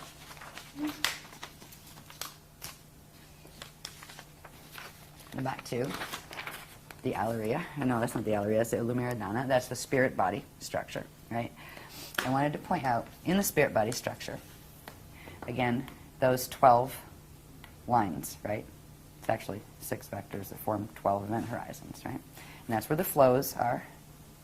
This is something very important because between the Rasha body, which is the dark matter template, and the spirit body, there's something very interesting that happens. These things are called chambers. Now, on the light body structure, these 12 chambers would be called fire chambers. On the spirit body, they're called Allurian chambers. They are actually the chambers within which they interact with the dark matter body that form atomic structure when the body is working properly. This is how stars actually birth atoms. And they don't just birth a few, like 3 primary ones, and they all bump in together and then form the next couple. It doesn't work that way. When it's actually functioning normally, a planet, a star, or a person generates their own 144 elements, prime elements, that then go to form the natural chemicals that would be in the body and all of that kind of thing. So there we have the template, the human aspect of this mixed race we call humanity. The angelic human aspect does have the core pieces of fragment DNA that correspond to each of those 144 elements. Right now on the planet body is not manufacturing 144 elements because of the mutations. But we can begin turning them back on in our own body because we are connecting now not just to the Metatronic spiral that is working here, but we are progressively connecting our bodies into the Christic spirals that are being hosted by healthy living systems, which means there's an alternative of energy flows that we can use. We can begin the process of activating our Allurian chambers. And the Allurian chambers are interesting if you take away all the other things like in the spanner gates and all that, and just look at the basic structure. On one density level, just like when we looked at the things that became the spherical maps, where there were 4 of those sets, right, embedded. Well, this is 4. You have one for D1, D2, D3, and then what's called the density level one, and that's the one that corresponds to, let's say, the space between D3 and D4. All right, so you again have a 4-level structure. Each one of these, like say on D1, manufactures a set of 12, These each manufacture one of the elements, one of the 144 elements. When you take it all the way up to the 12-dimensional structure, you will get the 144 elements. So each line corresponds with a certain specific set. On D1 it'll be this. On D2 it steps down to that. On D3, it steps up to that. We went through a whole series of things that explained this process in depth, right, as far as how the elements are manufactured, how they're supposed to be manufactured in the natural structure of the spirit body. And it had our own atomic chart, like the kind that resembles the atomic chart that you see in physics class or whatever. But there is another way to, instead of like analyzing and memorizing each one of those by their proton number and all that kind of stuff, because that's what it is. It's the proton numbers. That's how how science here keeps track of it. And it's the same thing. It's the same atomic chart. You have your hydrogen all the way up to things that don't have names yet because they haven't found 144 here because they're not here yet. There's a way to trigger the pieces of DNA that are connected to each of these. We still have the dormant encryption in the DNA, but because it's not materializing on the planet because of the mutations, it isn't assembling in the DNA or our bodies. And some of those elements are essential to the biochemical processes of transfigurative ascension. There is a way, now again if we look at this pretty little thing, this is again putting the flows back where we just had the lines showing there, the lines with their atomic numbers on them, right? This actually is there's 4 layers to this, which corresponds to the 4 sets there, and it has its 12 flows. Each of these has certain sets of colors that not only go with what comes up the center line, but if you'll notice on this one, and I have it upside down, if you notice on this one, it has to do with the circulation where energy comes up one of these and then flows down these. It actually comes up through, I believe it goes out. Which ones are axiotonal? This is the interface between the 12 lines that are of the spirit body and the 12 lines that are of the light body. And there's an interaction between them, and it's through that. You also have the Rasha body in there. There's 3 different currents running that actually form the elements that are the atomic elements.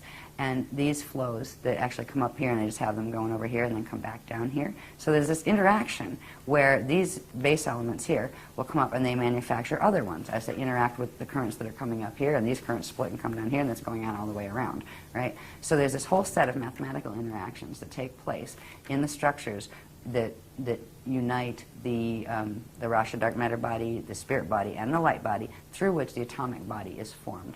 And these numbers correspond to the colors that correspond to the frequency bands of each of these. There would be a color.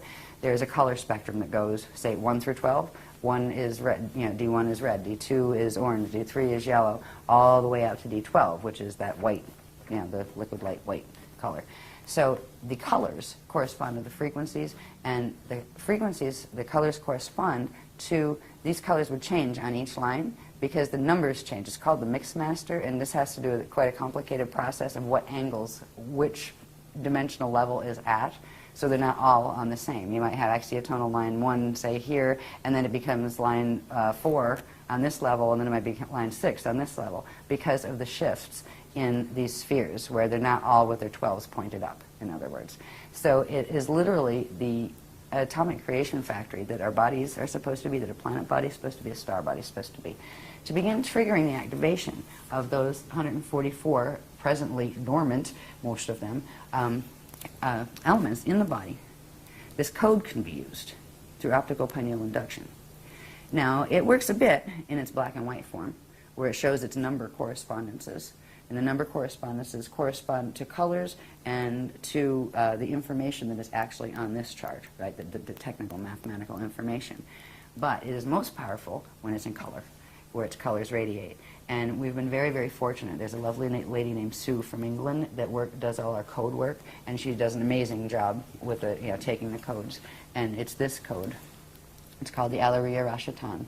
And this is the linking code into what is called, something that's actually activating this weekend, that is called they're called the Orb Reservoir, but it's actually the Aurora Reservoir. It is in the core of the planet, there's going to be a reservoir of energy coming in now from the Aurora continuum and carrying the Christic spiral frequencies.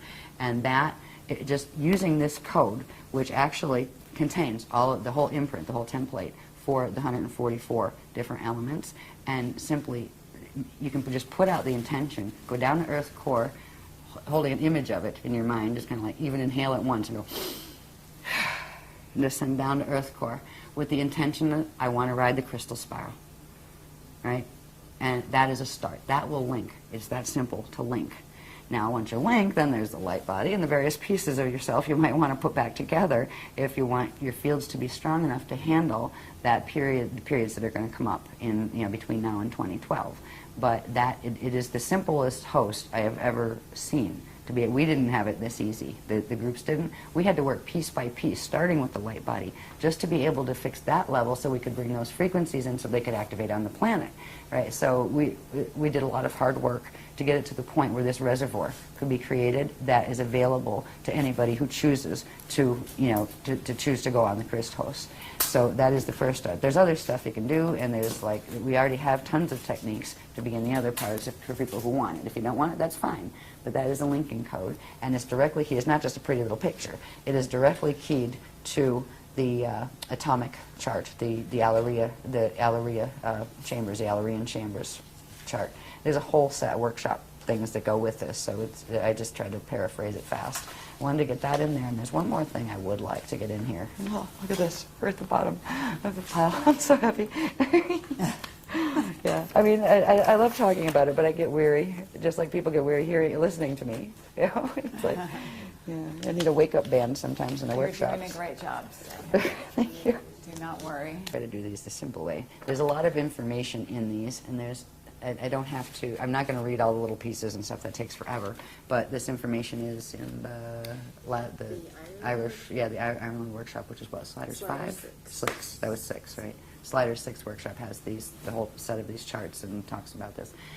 What you're looking at here is our sun, okay, in the center. This would be our, the solar plane, or where Earth is orbiting around the sun. And it's not done in scale, like, it's just done with that sun at the center just to show these relationships. Over here, you would have Earth with its staff and its rods and shield at its tilt, right? So actually this is one of the rods, and this is one of the rods, or chambers. And the tilt here, you can see it on the shields. So that's Earth sitting at this angle in the solar plane, and this is like the solar north up here. The sun also has the 2 rods and the 2 chambers, right here. Over here, it's what you don't see, that because of the way the wormholes are set up, there is a direct counter movement and relationship between parallel Earth that is in that parallel galaxy. It's taken them millions of years actually to build this system, to twist things in this system enough where they could create this. But this is already in sync, and it has been. They had a big victory about 13,000 years ago. I think it was 10,958 BC. It's somewhere down here. Yeah, no, 10,948 BC. Right. Right. So this is what you don't see orbiting right on the opposite orbit of Earth is parallel Earth. And that's on the other side of the wormhole structure.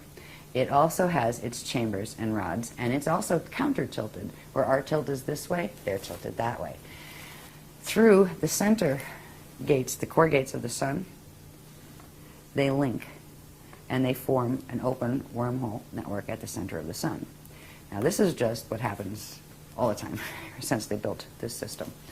Okay, this has created the acceleration in the natural Stargate opening cycle, where this one was speeded, ours was speeded up to sync with this one. So this could be, and now they're actually tethered by their rods. Now they're still spinning, so there's a period where the rods separate and then come back together again as they're spinning.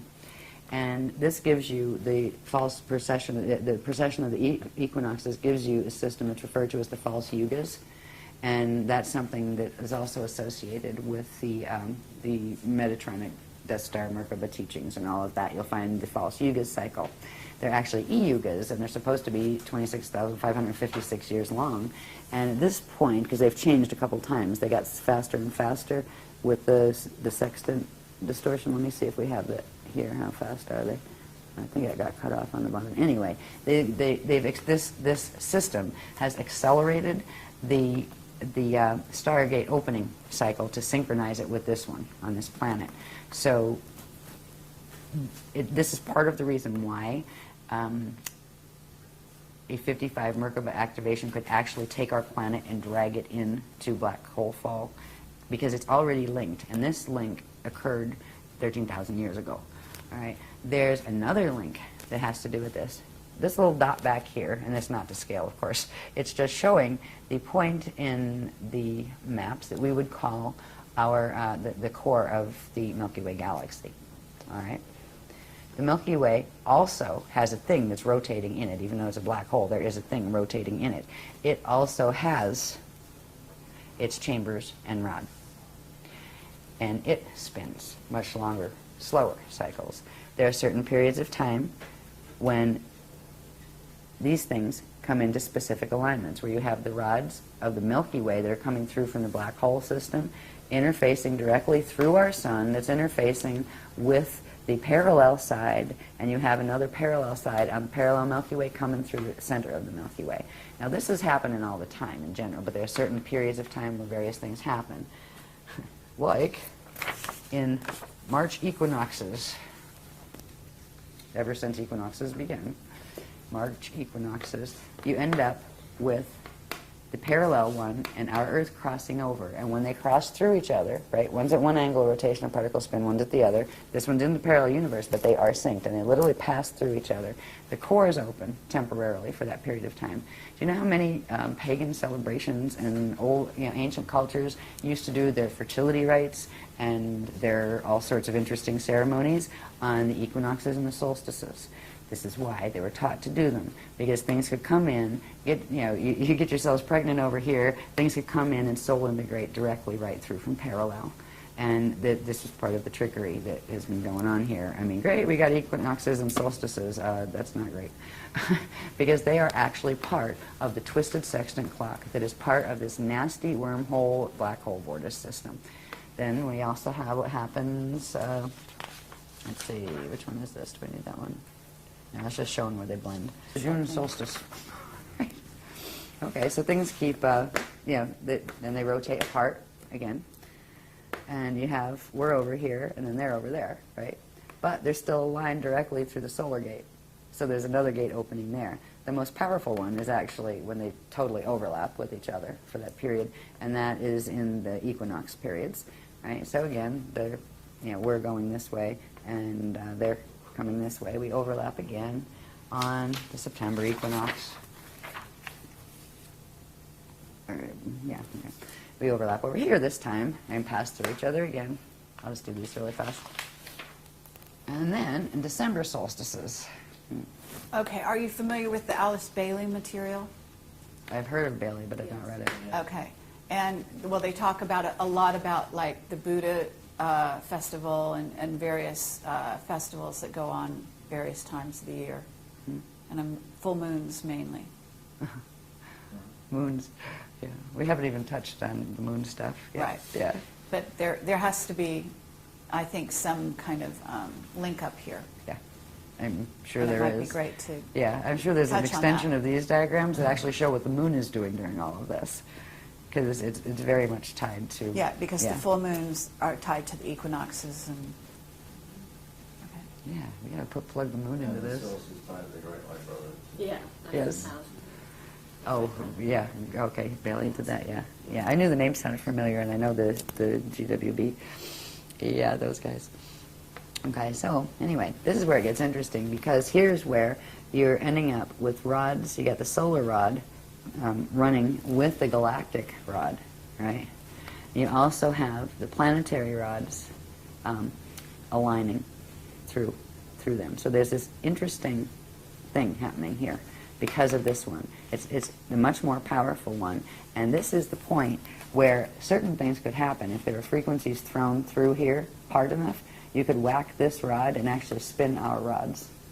And Okay, and what shift. What time of year is this? This is coming into December, right here. It starts actually around November 21st here, and then the rotation continues, and the alignment is actually this right here. While we're here, and this is our December 21st position, our rod links in here at this angle, which crosses through the solar rod and this one, and that is what allows this and this to grab that and drag it.